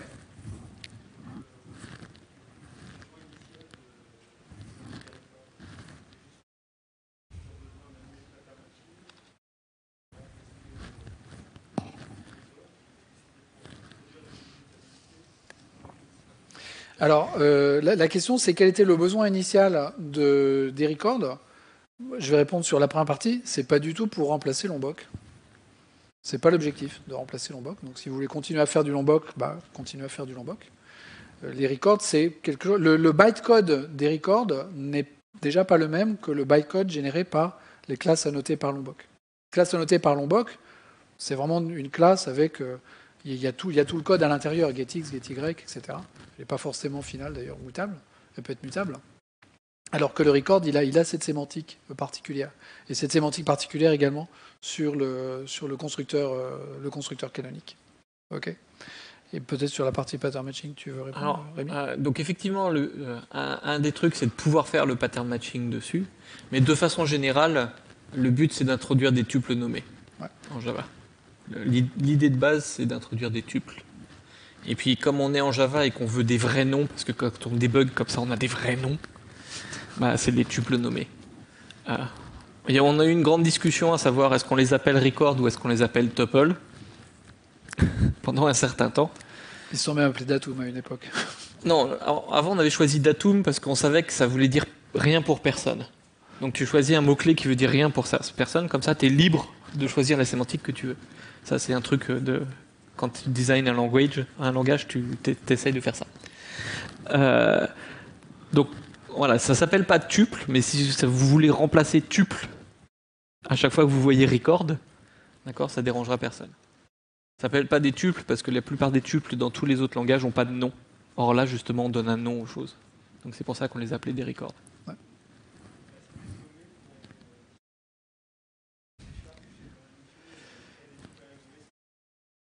La question, c'est est-ce que l'aspect nommé pourrait disparaître un jour? On ne veut pas faire disparaître, mais on va pouvoir sûrement faire de l'inférence dessus. C'est-à-dire que tu ne seras pas obligé de l'écrire. De la même façon que tu n'écris pas tes trucs entre chevrons, tu pourras créer un tuple juste avec des parenthèses, par exemple, sans donner le nom, parce que tu l'auras donné dans la signature de ta méthode. Est-ce que ce que tu veux dire, c'est qu'on pourrait faire des choses comme ça, par exemple, éviter de mettre populated state ici? Voilà, tac. Ouais, Même sans le new, ouais. Voilà. Est-ce que ça, c'est vraiment plus lisible que ça? C'est plus lisible quand tu commences à le faire dans des streams, ouais. Parce que ça te simplifie vachement le code. Ouais. Après, c'est une proposition. Si les gens ils disent non, ça sera non. Hein. C'est pas. Enfin, je veux dire.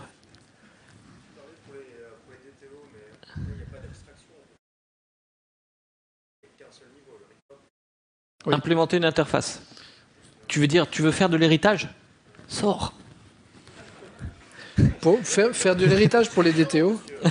Non, faire de l'héritage. Après, DTO, moi, j'arrive plus à lire ton code, quoi.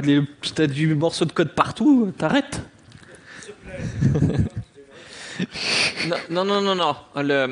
L'idée des records, c'est que ça te coûte tellement peu cher de déclarer un record avec les champs que tu vas pas essayer de partager des champs. Donc tu vas pas commencer à créer des classes abstraites. Tu vas pas commencer à faire de l'héritage. Là j'ai créé T'écris 3 tellement records, juste une ligne pour ton record que t'as pas besoin. Là j'ai créé 3 records, ça m'a pris 0 temps. Hein. Si je commence à me dire ah ouais mais je pourrais récupérer ça, Je pourrais partager le truc. Tu vas passer plus de temps à réfléchir. Ouais. Et après, tous tes petits camarades, ils vont te haïr. Quand ils reliront le code. C'est peut-être déjà le cas d'ailleurs, hein, faut pas.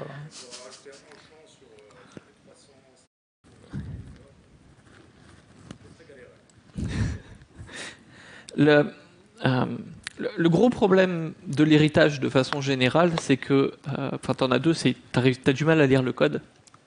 Et l'autre problème principal, c'est que si jamais tu rajoutes des champs dans ta classe dont tu hérites, et que tu as une des classes dont tu veux pas le champ, bah tu sais pas le faire. L'héritage, c'est tout ou rien en règle générale. Si tu fais de la délégation, ce que font les records par défaut, puisque tu peux en rajouter, t'as pas de problème.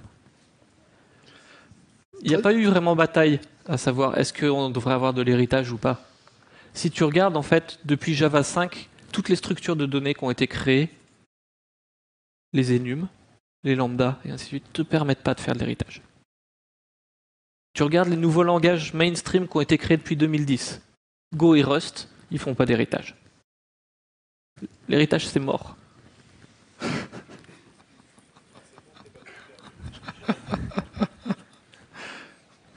C'est toi qui l'as dit. Ah non, mais je maintiens. Hein. Il reste juste une partie sur les seal types, mais peut-être tu vas en parler des seal types. Ouais, je vais parler des seal types. Ok. Alors, bah écoutez, on va parler. Alors, c'est fini pour l'IDE, je suis désolé. Tout le code que j'ai mis là, je vais le pousser sur GitHub. Je vais peut-être même le faire dès maintenant. Le repo GitHub, il existe déjà. Si vous allez sur mon compte GitHub, ça doit être 2021, Shitijug, quelque chose comme ça. Et je vais mettre ce code là-dessus pour que vous puissiez le récupérer si vous en voulez. Youhou. Ah. Alors.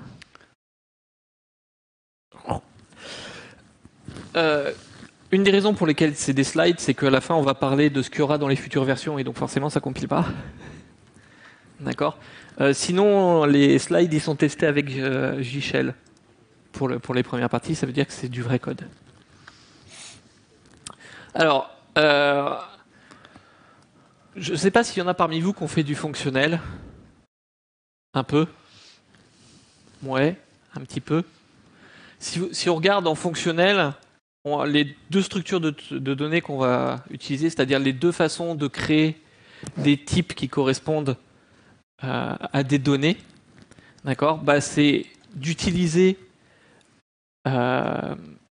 l'équivalent des tuples, l'équivalent des records d'un côté, qui vont nous permettre d'agréger des données. Et l'autre chose qu'on va dire, bah, c'est quelque chose du genre, ce type-là, ça peut être donc un véhicule, ça peut être une voiture ou un camion. D'accord, c'est l'autre grosse chose qu'on va utiliser. Et on va modéliser en fait toutes nos données. Je ne parle pas du code, hein. Les codes, c'est lambda, machin, classe et ainsi de suite. Mais les données, on va avoir tendance à les modéliser de cette façon-là. Un des problèmes qu'on a en Java, c'est si je veux faire ça, bah, je vais dire j'ai une interface véhicule et j'ai deux classes qui implémentent mon interface. D'accord, on ne peut pas faire des ou en Java, on ne peut pas écrire bus ou car, ça ne marche pas. Mais on peut faire une interface commune entre les deux. Le problème des interfaces communes, c'est que n'importe qui a le droit de rajouter un nouveau sous-type. D'accord ? Donc ça, c'est pas un problème si jamais on prévoit que dans cette partie de code-là, ça sera extensible. Mais il y a plein d'endroits où on ne veut pas que ça soit extensible. Et en fait, on n'a aucun moyen de faire ça. En Java, le seul truc qui peut être pas extensible, c'est de mettre final sur une classe, et dans ce cas-là, on ne peut pas en hériter. Mais on ne peut pas dire mon interface ou ma classe n'est héritée ou n'a comme sous-type que cette liste de type-là. D'accord ? Typiquement, si vous êtes en train de faire un soft de caisse de supermarché, on peut payer en carte bancaire ou en chèque. L'utilisateur, il ne vient pas avec un nouveau système de paiement. D'accord ? Donc il y a plein de cas comme ça où en fait en Java on a un petit peu du mal à les gérer. Donc c'est l'idée des seal types. L'idée des seal types, d'accord, c'est qu'on va créer un mot-clé qui s'appelle sealed et on va lui dire bah, si je veux une classe scellée, je vais lister toutes les sous-classes. Si je veux une interface scellée, bah, je vais lister tous les sous-types de façon générale. Donc ça se fait de cette façon-là.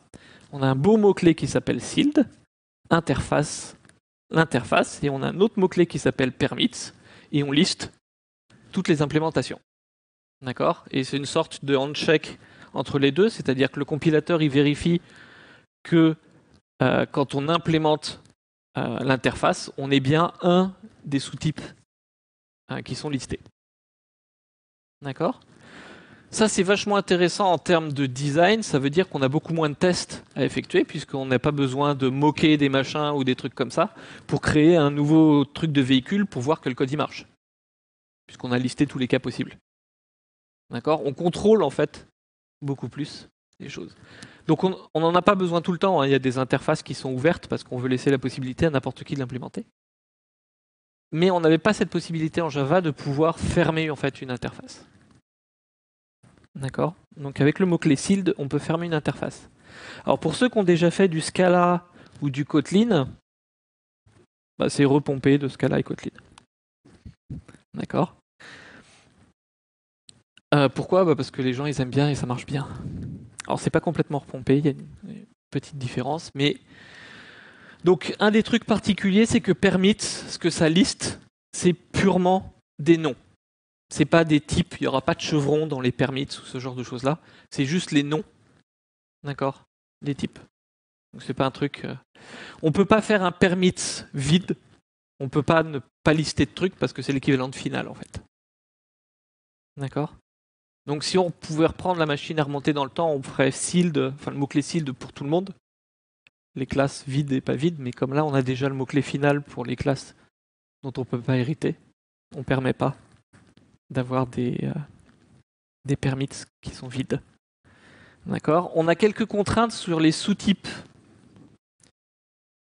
D'accord ? Si j'ai une interface et que j'ai plusieurs records, par exemple, qui implémentent mon interface, soit ils doivent être dans le même package, soit ils doivent être dans le même module si jamais on a déclaré un module. Alors pourquoi on a cette règle-là ? Bah parce qu'on veut que le compilateur il puisse voir tout le monde. Il puisse voir l'interface et il puisse voir toutes les implémentations. Si on n'est pas dans les mêmes packages, ils seront peut-être compilés, d'accord, par des phases différentes, par Maven ou Gradle. Et donc mon compilateur, il va pas voir l'ensemble de tous les trucs. On va être sûr que le compilateur, il voit l'ensemble de tous les trucs pour vérifier que le handshake il est correct. D'accord ? Donc ça veut dire que vous pouvez pas créer des trucs sealed sur les classes de quelqu'un d'autre en fait. On a de l'inférence, on a pas mal débattu là-dessus. Si jamais je suis dans le même point Java, alors je suis pas obligé de mettre les permits. Le compilateur, il va regarder tous les trucs, puis il va faire « Ah, t'implémentes ? Bah, je te rajoute dans les permits. » D'accord ?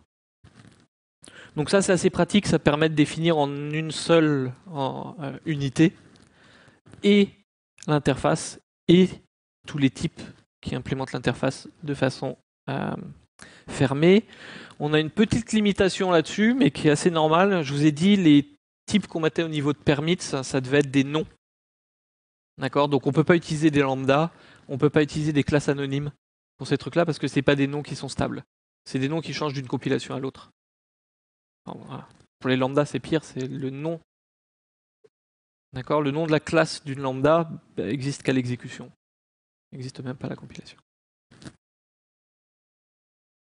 D'accord ? Donc ce mécanisme-là ne marche que si les trucs sont nommés.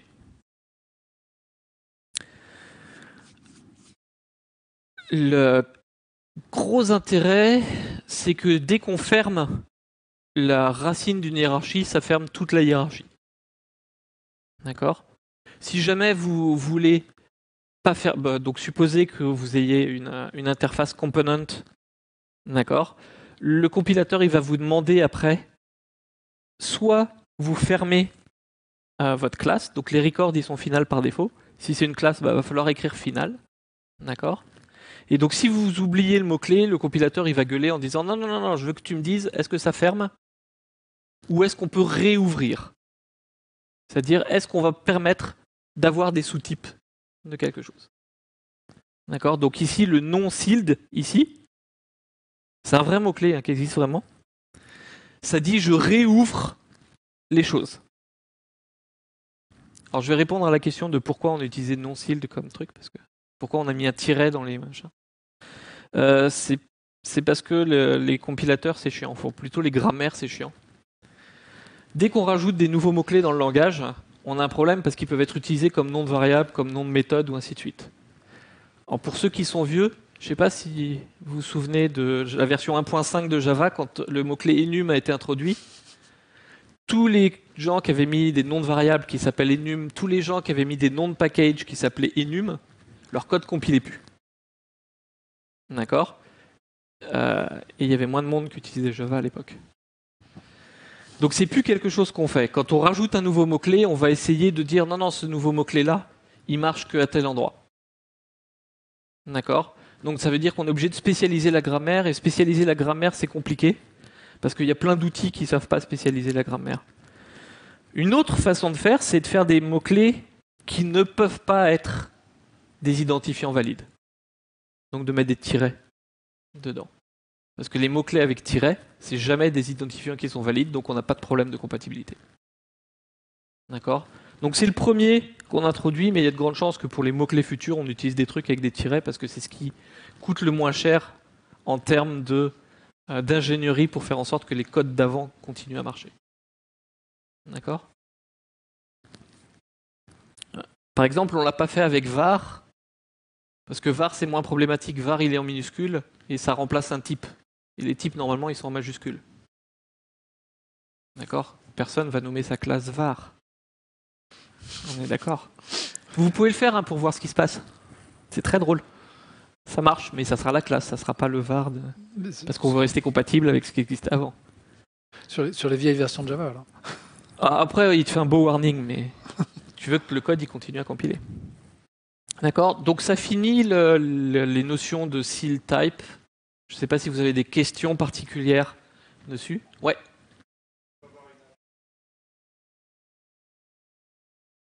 Alors, de façon générale, en Java, tu as le droit de mettre des interfaces dans les interfaces. Et après, ça marche quand c'est sealed. Avec tout, ouais, c'est ça. MapEntry, c'est une interface entry dans l'interface map. Hein. Oui, par exemple. Non, mais le fait que ça soit sealed, c'est orthogonal à ce truc-là. D'accord?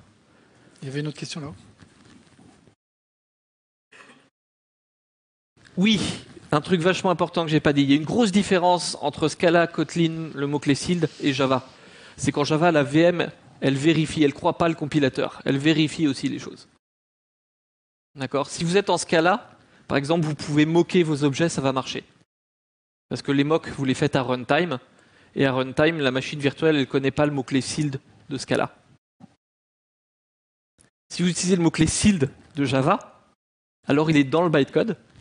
Et la machine virtuelle, elle ne va pas vous croire quand vous allez vouloir créer des nouveaux trucs dynamiquement. Donc le mot-clé sealed, il est aussi vérifié à l'exécution. Même si tu essaies de créer une classe avec un proxy ou quoi pour... Ah, si tu essayes de créer avec un proxy, avec un outil de mocking, avec tout ce que tu veux, ça ne marchera pas. De toute façon, les mocks, c'est pas bien, on est d'accord.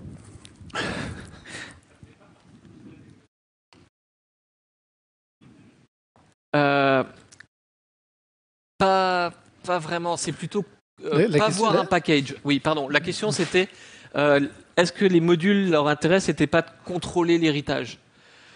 Pas complètement. Un des buts des modules, c'est plutôt de pas voir un package. C'est de séparer les packages d'implémentation et les packages de...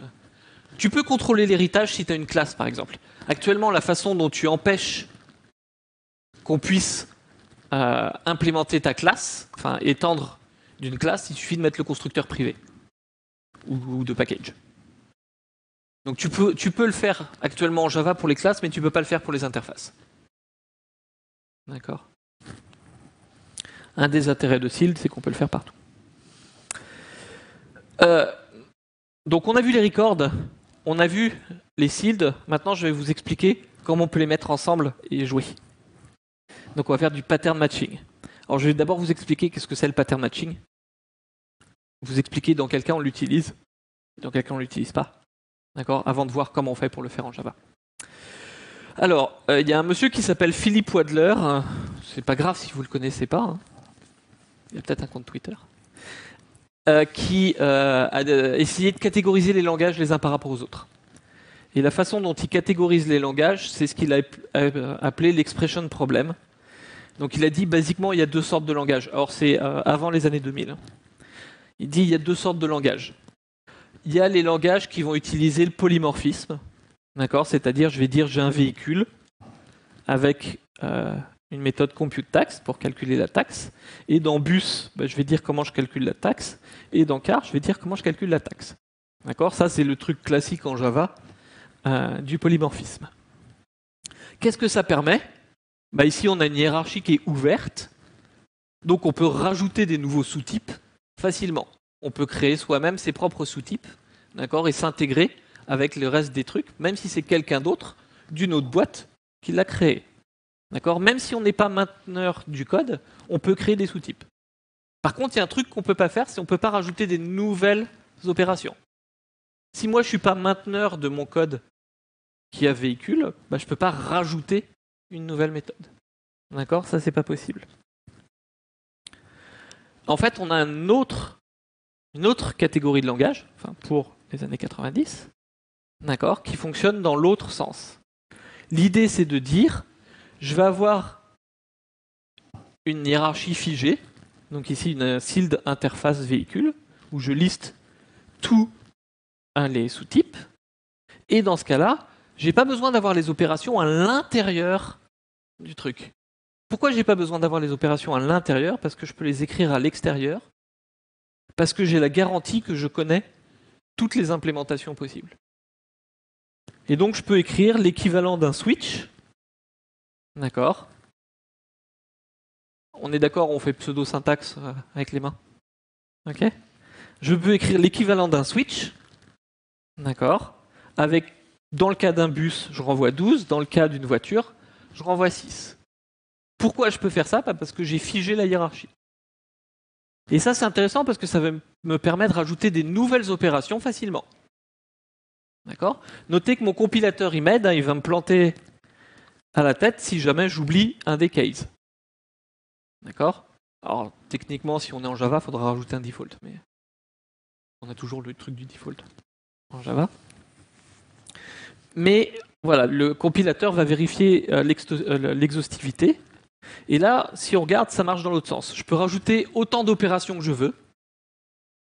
D'accord ? Mais je ne peux pas rajouter des nouveaux sous-types. D'accord ? En fait, ce qui se passe, si on regarde notre code et qu'on essaye de raisonner en est-ce que les trucs qui sont figés, sealed, scellés, on dit en français, scellés. Si on dit est-ce que ma hiérarchie elle est scellée ou elle n'est pas scellée, je peux me dire, d'accord, dans quel cas je peux faire du pattern matching. Donc, je peux faire du pattern matching, d'accord. L'intérêt, c'est en tant qu'utilisateur, je peux utiliser des types définis par quelqu'un d'autre et créer des opérations dessus. Sauf que je ne peux pas faire avec le polymorphisme classique. D'accord ? Ça, c'est vachement intéressant parce que en termes de maintenance, je ne sais pas si vous avez regardé le code, mais j'ai l'ensemble de tous les cas possibles qui sont listés à un seul endroit. Un des problèmes du polymorphisme, c'est comme on a éclaté l'opération dans plein de trucs, quand on a beaucoup de types, quand on en a 2, ça va, mais c'est pour les slides. Mais quand on en a beaucoup, on commence à perdre. D'accord ? C'est quoi l'algo exactement ? D'accord ? On voit à un seul endroit l'ensemble de l'algo. Notez que c'est pas un truc qui est pas connu dans le monde de l'orienté objet. D'accord ? Le visitor pattern, celui que vous connaissez tous et que vous appréciez tous, d'accord, permet exactement de faire ça. C'est juste que la syntaxe, elle est tellement affreuse que personne ne le fait, sauf si vraiment on est obligé de le faire. Bon, personne ne le fait en fait. D'accord ? Mais c'est cette idée-là. L'idée de dire, quelqu'un peut me fournir une hiérarchie, d'accord, ou moi-même, et je vais pouvoir écrire les opérations à l'extérieur, parce que comme ma hiérarchie, elle est figée, je peux dire pour l'ensemble de tous mes types, comment ça va se passer. D'accord ? Donc pour une librairie, je vais pouvoir utiliser ces trucs-là que dans le cas où mes types ils sont pas publics. Parce que si mes types ils sont publics, bah, ajouter un nouveau sous-type, c'est casser la librairie. Si j'ajoute un nouveau sous-type sur une interface scellée, bah, tous les switches que j'ai écrits avant, ils compilent plus. Puisqu'il faut que je rajoute le case correspondant au truc. Donc c'est pas vraiment quelque chose que je peux faire pour une librairie. Mais pour une application, par contre, bah, mon application, je contrôle la plupart du temps les données que je manipule, d'accord, et les switches qui vont aller avec. Donc si je rajoute une nouvelle donnée, ça va planter à tous les endroits où j'ai des switches et je vais rajouter comment ça doit fonctionner. D'accord ? Donc pour une application, c'est pas un vrai problème. Et donc ça me permet, moi qui suis développeur d'application, j'ai pris le bon chapeau, d'accord, de développer des applications où je vais pouvoir en fait localiser, voilà quel est l'algo que je veux faire sur ce type-là, à un endroit particulier. Et je vais pouvoir rajouter autant d'algo que je veux sans avoir à réouvrir ma hiérarchie, d'accord, de type. Si vous regardez, c'est un peu les mêmes règles que les enums. Si vous regardez, ça ressemble vachement à des enums, en fait, mes trucs scellés. Sauf que ce que je scelle, c'est des types et pas juste des valeurs. D'accord, je liste pas des valeurs, je liste les types qui sont possibles. Mais c'est un peu la même idée. Donc, un des buts de là où va Java, d'accord, c'est d'essayer d'introduire le pattern matching en Java. Parce qu'on pense qu'il y a certains endroits où on utilise du polymorphisme et ça serait plus simple de le faire avec du pattern matching. Principalement dans les applications. D'accord ? Principalement à des endroits où on a des objets business où je peux avoir celui-là ou celui-là ou celui-là. D'accord ? Et ça serait mieux de faire un beau switch plutôt que de répartir en fait le code métier un peu partout. De saupoudrer de code métier un peu partout. Donc voilà le menu, ce qu'on a décidé de faire. Donc premièrement, on va fixer la syntaxe du switch, parce qu'elle est pourrie. Alors c'est pas très grave, parce qu'il n'y a pas grand monde qui utilise switch. Hein. Pensez à la dernière fois que vous avez écrit un switch dans votre code. C'était il y a longtemps. D'accord ? C'est assez rare. Mais si on commence à dire « Ah, on va faire du pattern matching », bah, on va utiliser beaucoup plus de switch. Donc on va d'abord fixer toutes les conneries du C du switch. D'accord ? Deuxième chose, bah, si on regarde... Mon switch, la façon dont je l'ai utilisé, elle est un peu bizarre, parce que j'ai fait un return de la valeur du switch. Donc il faut aussi être capable de transformer mon switch, qui était un switch instruction, en un switch qui renvoie des expressions. D'accord ? Bon, c'est pas grave, on introduit un switch qui renvoie des expressions, ça marchera suffisamment bien. Après, on peut avoir plusieurs sortes de patterns. On a vu le pattern pour un type, je veux matcher, mais on pourrait avoir des patterns un peu plus compliqués. D'accord ? On verra un petit peu plus tard. Et la dernière chose, c'est comment on fait quand on a des classes. C'est-à-dire comment on fait pour pas casser l'encapsulation. Si je fais un switch sur mon bus, par exemple, et que mon bus c'est une classe, bah, je vais pas pouvoir accéder au champ du truc. D'accord ? Si je mets mon opération à l'intérieur de la classe, mes trucs qui sont privés, je peux accéder au champ. Mais si je mets mon opération à l'extérieur de la classe dans un switch, bah, je peux pas accéder au champ. Donc il va falloir que j'invente un mécanisme pour récupérer l'encapsulation sans pour autant montrer quelle est l'implémentation. D'accord ? Et là, on n'est pas encore d'accord exactement sur comment on fait. Donc c'est pour ça qu'on en est au 3,5 là. On est dans le 3,5. D'accord ? Donc premièrement, quel est le problème du switch ? Bon, il y en a plein. Premièrement, si vous regardez, c'est la seule construction du C qui ne marche pas comme en C. En C, normalement, si j'ai une instruction, bah, je la mets toute seule. Si j'en ai plusieurs, je mets des accolades et je les mets. Si vous regardez le switch, j'ai plusieurs instructions ici, là. Je n'ai pas besoin de mettre des accolades. D'accord ? Alors pourquoi ? Bah parce que si vous regardez le code assembleur qui est généré, c'est beaucoup celui du switch. En fait, ils ont pris le code assembleur et ils l'ont retraduit en C. C'est pour ça qu'on a un truc qui est hyper bizarre. D'accord ? Les breaks qui sont ici, c'est des goto en fait dans l'assembleur. Donc, première chose, on va essayer de fixer les problèmes du switch. D'accord ? Pour pas qu'on se traîne les problèmes du switch quand on va faire du pattern matching. Donc, le premier problème qu'on a, c'est qu'il y a plein de gens qui oublient les breaks. D'accord ? Notez que c'est important. C'est important. Qui n'a jamais oublié de break dans un switch ? Bon, ils font pas des switches, on a dit déjà avant. Zéro. le- les breaks, il y a des fois où on n'en veut pas. Hein. Entre mon case 2 et mon case 3, ici, je veux pas de break. Puisque je veux manipuler tous les deux de la même façon. D'accord? Donc on peut pas juste dire on veut plus de break. En fait, il n'y a personne qui a fait du C#, ou plutôt qui a écrit des switches en C#. Parce qu'il n'y a pas de break dans les switches en C#, je ne sais pas si vous le savez. Ils se sont déjà dit, le switch du C, c'est n'importe quoi. Mais c'est pas le seul n'importe quoi qu'il y a. Il y a aussi un autre problème, c'est si je déclare une variable que j'appelle S ici, et si je déclare une variable que j'appelle S ici, ça compile pas. Parce que quand je déclare une variable ici, elle est valable pour toutes les accolades qui sont, enfin de là à là. Mais je ne peux pas l'utiliser parce qu'elle n'est pas initialisée. Donc c'est très bizarre. Je ne peux pas en déclarer une nouvelle, mais je ne peux pas y accéder non plus. Les joies du C. D'accord. Donc on va fixer le switch. Comment on fixe le switch? On dit par défaut, soit j'ai une seule instruction, dès que j'en ai plusieurs, je mets des accolades. D'accord. On peut quand même avoir plusieurs valeurs possibles pour lesquelles on veut exécuter le même code. Donc on va mettre une virgule entre les différentes valeurs. Ça paraît assez simple. D'accord. On avait le choix entre les virgules ou les ou. On pouvait mettre des ou aussi. Je ne sais pas si vous avez regardé le switch en Python qu'ils ont introduit il n'y a pas longtemps, c'est des ou. On ne veut pas introduire des ou en Java parce qu'on veut le faire sur des types. Et les ou sur des types en Java, ça n'existe pas vraiment.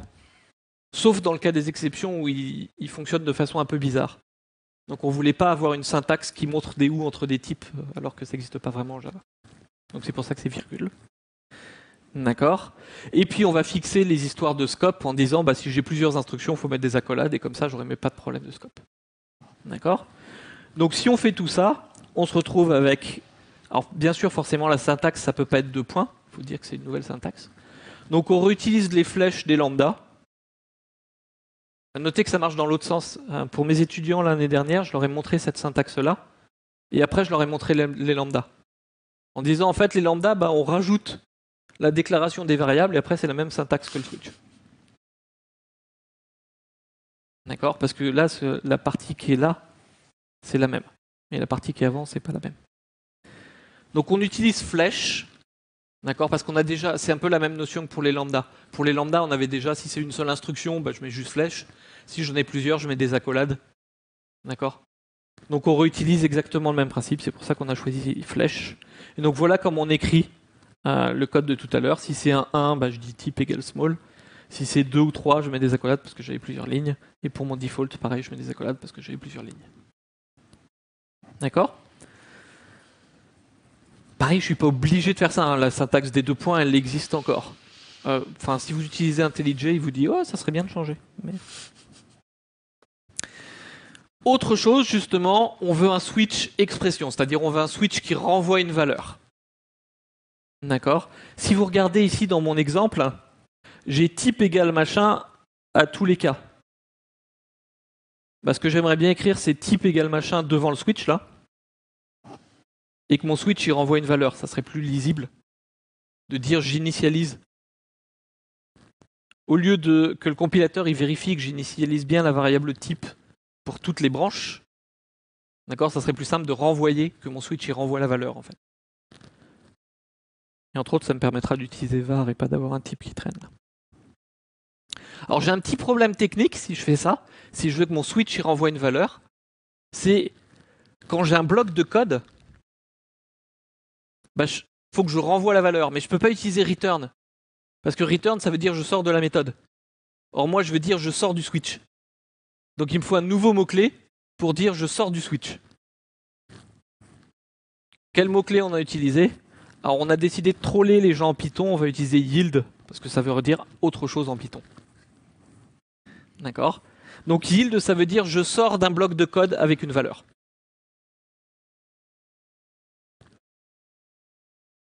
Oui, parce que c'est une méthode.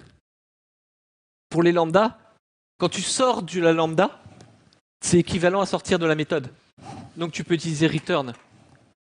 Tandis que là, tu veux sortir de ton case, mais tu veux pas sortir de la méthode qui contient le truc. Donc tu peux pas utiliser return. Tu pourrais, en plein milieu du truc, ici, faire un return et dire ça y est, je pars de la méthode même pour la nouvelle façon, des switches qui s'arrêtent en disant « Oh, c'est un cas pourri, au revoir », il y en a un certain nombre. D'accord ? Tu es en train de faire un calcul et tu te rends compte que dans ce cas-là, ça ne sert à rien de faire le calcul, en fait. Ça existe. Alors, notez, ici, mon switch, je réutilise le même mot-clé. D'accord ? C'est le même mot-clé qui me sert que ça soit une instruction ou que ça soit une expression. Ça, c'est un truc un peu bizarre, parce que si vous regardez, Java, c'est hérité du C. Et en C, par exemple, le if then else instruction, c'est if else. Et le if then else expression, c'est point interrogation de point. D'accord ? Donc on a un peu merdé à essayer de trouver une syntaxe pour faire l'équivalent des points d'interrogation de point. Et en fait, c'est pas joli du tout. Donc on a arrêté. Et on s'est dit, si les gens ils veulent un switch, autant l'écrire switch. D'accord ? Donc par contre, comme c'est une instruction ici, faut pas oublier le beau point virgule qui est là pour fermer l'instruction. D'accord ? On peut trouver qu'yield, c'est pas un beau mot-clé, que ça serait bien un autre, mais en même temps c'est de la syntaxe, on discute pas de la syntaxe. D'accord ? Alors bien sûr, yield marche aussi dans les cases de points, parce qu'il n'y a aucune raison, d'accord ? C'est complètement orthogonal avec le fait que ça soit un switch expression ou pas. Donc je peux écrire yield directement si je veux renvoyer une valeur ici. D'accord ? Alors, on ne s'attend pas à avoir énormément de gens qui utilisent cette syntaxe-là, parce que la syntaxe avec les flèches est quand même super chouette. Et vos IDE, ils commencent à remplacer tous les trucs avec la syntaxe avec les flèches. Mais ça n'empêche que on veut que le langage y soit propre, et donc c'est deux trucs séparés. Donc on veut faire du pattern matching. Si on pense le pattern matching, ça ressemble pas mal à faire des if-else avec des instance of. Notez qu'on vous a dit non, faire des if-else avec des instance of, c'est pas bien pour deux raisons. Pour deux raisons. Il y a une première raison, c'est le compilateur, il vérifie pas tous les cas. Mais ça, c'est un truc qui est bon avec le pattern matching. D'accord ? Et l'autre raison, c'est parce que c'est lent. Je ne sais pas si vous savez que instance of, c'est une opération qui est assez lente, enfin, qui peut être assez lente. Et dans le cas où on a un switch, on peut être plus rapide en fait. On n'est pas obligé de tous les faire. On peut dire si on a string et integer, d'accord, on peut les mettre dans une table de hachage et on saute directement par exemple. Et ce genre de choses là. Donc ça n'empêche que on veut aussi que mon switch qui marche sur des types, il marche aussi dans le cas d'un instance of. Donc on introduit une nouvelle syntaxe. On peut faire instance of pass. D'accord ? Et ça veut dire que la passe ici est accessible à l'intérieur et elle est typée comme il faut. Ça résout tous les problèmes de mais pourquoi en Java, quand je fais instance of, je suis obligé de faire un cast juste derrière ? D'accord ? C'est juste la syntaxe sert à ça. Petit cas particulier, il faut que les types ici. D'accord ? J'ai pas le droit de prendre une collection de streams et de faire un instance of de liste de integer. Ouais. Ça ne marchera pas. Et c'est un truc qu'on peut détecter de base. Alors que c'est un truc qu'on peut écrire si on le fait en instance of puis cast. Il vous fera un beau warning en disant oh, il y a plein de chances que ça ne marche pas. D'accord, là on peut détecter, ça ne marche pas direct. Le instance of un peu bizarre, il marche aussi avec les notes. Donc si j'ai O instance of foo, si je mets un note devant, le foo il est accessible là. Ah mais quel est le con qui a fait ça ? C'est n'importe quoi. Le problème, c'est qu'on ne l'avait pas fait avant et c'est la première requête qui nous a été demandée. Et pourquoi ? Parce qu'il y a plein de gens qui écrivent ce genre de code-là. D'accord ? Donc on a cédé, suivant l'impression populaire. Alors il y a une façon un peu plus simple de l'écrire, d'écrire exactement le même code. On fait return O instance of foo et s equals foo.s. D'accord ? Ça marche tout aussi bien. Il n'y a pas de problème. Notez que ça veut dire que le compilateur est suffisamment intelligent pour voir que si on l'a fait là et qu'on a un et ici, alors il existe ici. Si vous mettez un ou au lieu de mettre un et, ça compile pas, bien sûr. Parce que le foo, il n'est pas défini là. D'accord, ça marche que si c'est un et. Entre les deux. Donc c'est tout pour le instance of. D'accord, c'est juste éviter les casts qu'on a. Maintenant, on peut introduire les switches sur les types. Donc c'est quelque chose qui existe déjà dans la version 17 de Java, mais par contre, qui est en preview. D'accord? C'est pas sec. Faites pas de test de performance. Vous ferez du mal pour rien. D'accord? Ce qui nous intéresse pour l'instant, c'est est-ce que la syntaxe est à peu près compréhensible pour les choses. Donc comment marche le switch sur les types? Bah, exactement le code que je vous ai montré, en fait, il compile. J'ai triché. D'accord? On peut faire un switch sur un objet, n'importe quel objet, et si j'écris case pass pass, bah, je vais rentrer dans ce case-là, dans le cas où mon objet est un pass. Ou si je vais rentrer dans ce cas-là, dans le cas où c'est un file, ou sinon je vais tomber dans le default, dans le cas où c'en est pas un. D'accord? Conceptuellement, c'est équivalent à faire des if instance of et un else dans le cas du default. D'accord?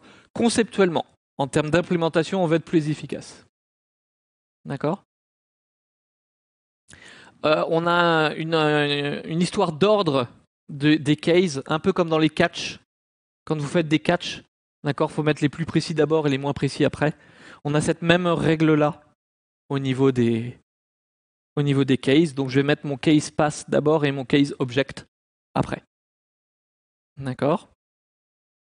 On peut mélanger les switches sur les constantes et les switches sur les types, pourvu que pareil, on mette les constantes d'abord et les types après.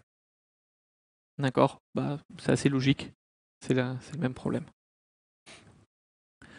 On a un petit problème avec nul. Parce que les switches sur les objets en Java, quand on leur envoie nul, ils font bah. D'accord? Vous avez déjà vu. Par contre, quand on commence à faire du pattern matching sur des objets, il y aura bien des nuls qui vont traîner. D'accord? Ça va arriver. Donc on a un petit problème, c'est qu'on est obligé de gérer le cas des nuls, mais on ne veut pas casser les anciens codes. D'accord? Qui est avant. Donc c'était un des problèmes d'utiliser le même mot-clé switch pour le reste. Donc on a été inventif. On a dit, bah, s'il y a un case nul, alors le switch il accepte nul. Si vous dites explicitement je gère nul, bah, le switch il gère nul. Et il ne vous fait pas un null pointer devant.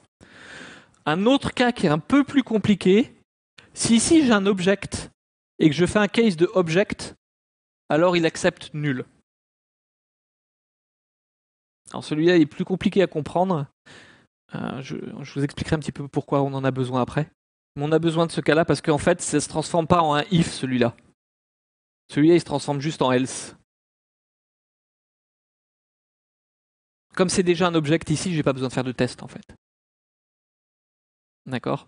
Donc j'ai pas un if. Si vous l'écriviez avec un instance of, vous seriez en train d'écrire est-ce que fileref instance of object. D'accord? Et votre IDE, il va dire ça sert un peu à rien de le faire. Donc c'est pour ça que les nuls y passent. Parce qu'en fait, ça correspond à un else.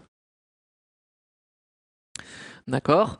Notez si vous avez des sealed type, le switch va vérifier que vous indiquez bien l'ensemble de tous les sealed type. Donc là, je suis en train de dire que cake, ça peut être qu'un cookie. D'accord? Et donc quand je fais mon switch sur des cakes ici, j'ai juste besoin de cookies. J'ai rien besoin d'autre, j'ai pas besoin de default. Ça marche automatiquement. D'accord? Ce qui est assez cool. En fait, on a vachement besoin de ce truc-là. Hein, parce qu'on a besoin que quand on rajoute un nouveau sous-type, tous les switches plantent. Comme ça, on sait tous les endroits où on doit changer le code. D'accord? De la même façon que quand on rajoute une méthode abstraite dans l'interface, ça plante à tous les endroits où on doit rajouter l'implémentation. D'accord? C'est exactement l'équivalent. Pardon? Ah non, si t'es con et que tu mets un default, on peut rien pour toi. Non, faut pas avoir de default. Non, default, ça veut dire le reste. Donc, ton reste, il a changé, mais c'est toujours le reste. Donc, voilà les patterns qui sont pour l'instant acceptés. Donc, on a le type pattern, le string S que je vous ai montré. En fait, on en a deux autres. On a les parenthèses. On peut mettre autant de parenthèses qu'on veut, ça marche. Bon, c'est un peu con, mais c'est dans les grammaires, c'est prévu. Et on a le guard pattern. Alors, c'est quoi le guard pattern? C'est l'idée qu'on peut dire, je veux les cookies, mais je veux uniquement les cookies qui sont chunky. D'accord? Alors ça c'est pareil, c'est quelque chose qu'on a tendance à faire assez fréquemment. Notez que si vous mettez juste ce cas-là, ça compile pas, hein, puisqu'il va dire ouais mais comment on gère les cookies qui ne sont pas chunky? D'accord? Le compilateur est suffisamment intelligent pour gérer ce genre de cas automatiquement. Et la syntaxe, on utilise et qui est la syntaxe classique pour dire et la suite. D'accord, c'est pas très compliqué. Alors j'ai pas le temps de passer derrière ça parce que malheureusement je suis un peu short au niveau temps. Je voulais vous montrer le bytecode qui a été généré, mais c'est pas grave, je le ferai une autre fois. On est en train de rajouter des patterns. D'accord. Un des trucs qu'on veut, c'est pas faire uniquement des switches sur des types, mais on veut faire des switches sur des patterns qui sont plus compliqués. Donc voilà les deux qui sont prévus pour Java 18. On veut pouvoir avoir le record pattern, c'est-à-dire que si mon point est un record, on peut directement écrire ça. C'est-à-dire, au lieu de dire je fais un case point p et après j'écris p.x et p.y, je peux écrire directement case point int x int y ou var x var y, ça marche aussi avec les var. D'accord. Et utiliser directement x et y après la flèche. D'accord. Être capable de voir automatiquement les composants d'un record. On veut aussi faire des cases sur les tableaux. Alors voilà la syntaxe qu'on a proposée. String crochet, var s var t, ça veut dire que le premier élément du tableau il va dans s, le deuxième il va dans t, et le tableau doit faire 2 cases. Si jamais il doit faire plus de 2 cases, on peut mettre 3 petits points à la fin, et ça veut dire que les éléments ne nous intéressent pas. Ce qui nous intéresse par exemple ici avec celui-là, c'est que le premier point de mon tableau. Et l'idée en fait c'est d'enrichir avec tout un tas de patterns. D'accord. On a pas mal d'idées, voire même, truc marrant, donner la possibilité à l'utilisateur de créer lui-même ses propres patterns. Parce que ça serait vraiment cool. D'accord. Alors malheureusement, il y a un langage qui donne ça, c'est Scala. Scala a une méthode onApply qui permet de faire ça, qui vous permet d'écrire vos propres patterns. Et donc on a un beau papier de recherche qui nous explique comment on fait. Et dans la conclusion, il y a marqué « Malheureusement, il n'y a qu'un petit problème. En termes de performance, c'est hyper lent. » Donc la question c'est, si on le propose, comment on fait pour que ça devienne rapide? On a quelques pistes pour l'instant, mais c'est une des raisons pour laquelle ça va venir lentement. C'est que c'est pas facile de faire de façon efficace. Donc voilà juste un exemple de record pattern. J'ai un case cookie var chunky et chunky. D'accord, je peux directement extraire le truc qui est ici et l'utiliser à cet endroit-là. Les trucs qu'on peut faire après, c'est dire bah on a des patterns, mais on n'est pas obligé de l'utiliser que dans les switches et dans les if instance of. Il y a d'autres endroits où on pourrait les utiliser. Par exemple, dire j'ai un point et je vais créer 2 variables locales en extrayant automatiquement les trucs. D'accord, un truc qui est fait habituellement, par exemple en JavaScript ou en Python, on peut faire ce genre de choses-là. On peut réutiliser exactement la même syntaxe pour le faire en Java. D'accord. Autre chose qu'on veut faire, c'est ce que je vous disais, on aimerait bien que ça marche pour les classes et qu'on ait un moyen de dire ma classe, je peux l'avoir comme un tuple de int A, int B, et dans ce cas-là, je pourrais utiliser un case point sur mes A et B. D'accord. Alors bien sûr, ça ne sera pas cette syntaxe-là. D'accord. La syntaxe est en débat pour exactement comment on fait la syntaxe. Un des problèmes, c'est qu'on a besoin d'avoir des tuples, en fait. Mais une des choses qu'on a fait, c'est introduire des records qui sont des sortes de tuples. Qu'on devrait s'en sortir. Je vous encourage vivement à aller regarder aussi les projets Panama, Loom, Vala et Crack. C'est un vrai nom. Moi, je serais américain, je l'aurais jamais laissé passer celui-là, mais c'est un Européen qui l'a créé. Qui sont des trucs qui vont arriver bientôt en Java. Quand je dis bientôt, c'est à l'horizon 2 ans. C'est pas bientôt ou demain. Mais qui sont des choses assez intéressantes. Loom, c'est comment ne pas écrire async. D'accord. Panama, c'est comment discuter avec les API du C et les SIMD. Et Valhalla, ça va même peut-être arriver un peu plus tard. C'est comment manipuler des types sans pointeur. C'est-à-dire comment avoir des types primitifs, mais écrits par l'utilisateur. Et Crack, c'est comment on fait pour arrêter la machine virtuelle à un moment donné, pouvoir la transporter et la redémarrer. Parce que pour le cloud, ça serait cool. J'ai fini. Question.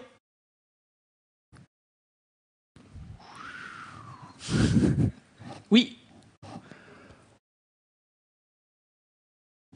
Alors, pourquoi avoir forcé un ordre de déclaration des cases? C'est parce que ça nous permet de les grouper et donc de faire des optimisations. Si les trucs qui sont pas groupés et que tu commences à dire ça se comporte comme un if instance of, bah déjà tu auras des cas qui seront pas faits. Tu passeras pas dedans. Donc tu vas avoir du code mort. Donc c'est pas très intéressant. Et en plus, après, tes groupements, c'est ce que tu veux essayer de faire en une seule opération. C'est-à-dire que tu veux tester si c'est un instance of machin truc bidule chouette en une seule opération. Donc c'est aussi pour des questions de performance. Oui. Oui. Ah, alors ça, c'était une grosse discussion. C'est surtout le try-catch. Est-ce qu'on transforme le try-catch en expression? Le truc qui était marrant, c'est que globalement, on doit être un groupe et on devait être 7, je crois, à ce moment-là. Il y en avait 3 qui étaient pour, 3 qui étaient contre et un qui se prononçait pas. Donc, en règle générale, quand on a ce genre de choses-là, même s'il y en avait eu 4, 3 et ainsi de suite, on le fait pas en Java. C'est pas mûr. On va voir. Peut-être que tous les gens vont nous dire hey, mais try-catch, j'aimerais bien que ça soit comme le switch. Et là, on le fera. Mais c'est typiquement le genre de choses où tu te dis bah, si tout le monde n'est pas d'accord que c'est comme ça qu'il faut faire, on attend, on n'est pas pressé. D'accord ? Tout le monde sait que Java, c'est lent. Donc, on n'a pas besoin d'aller plus vite.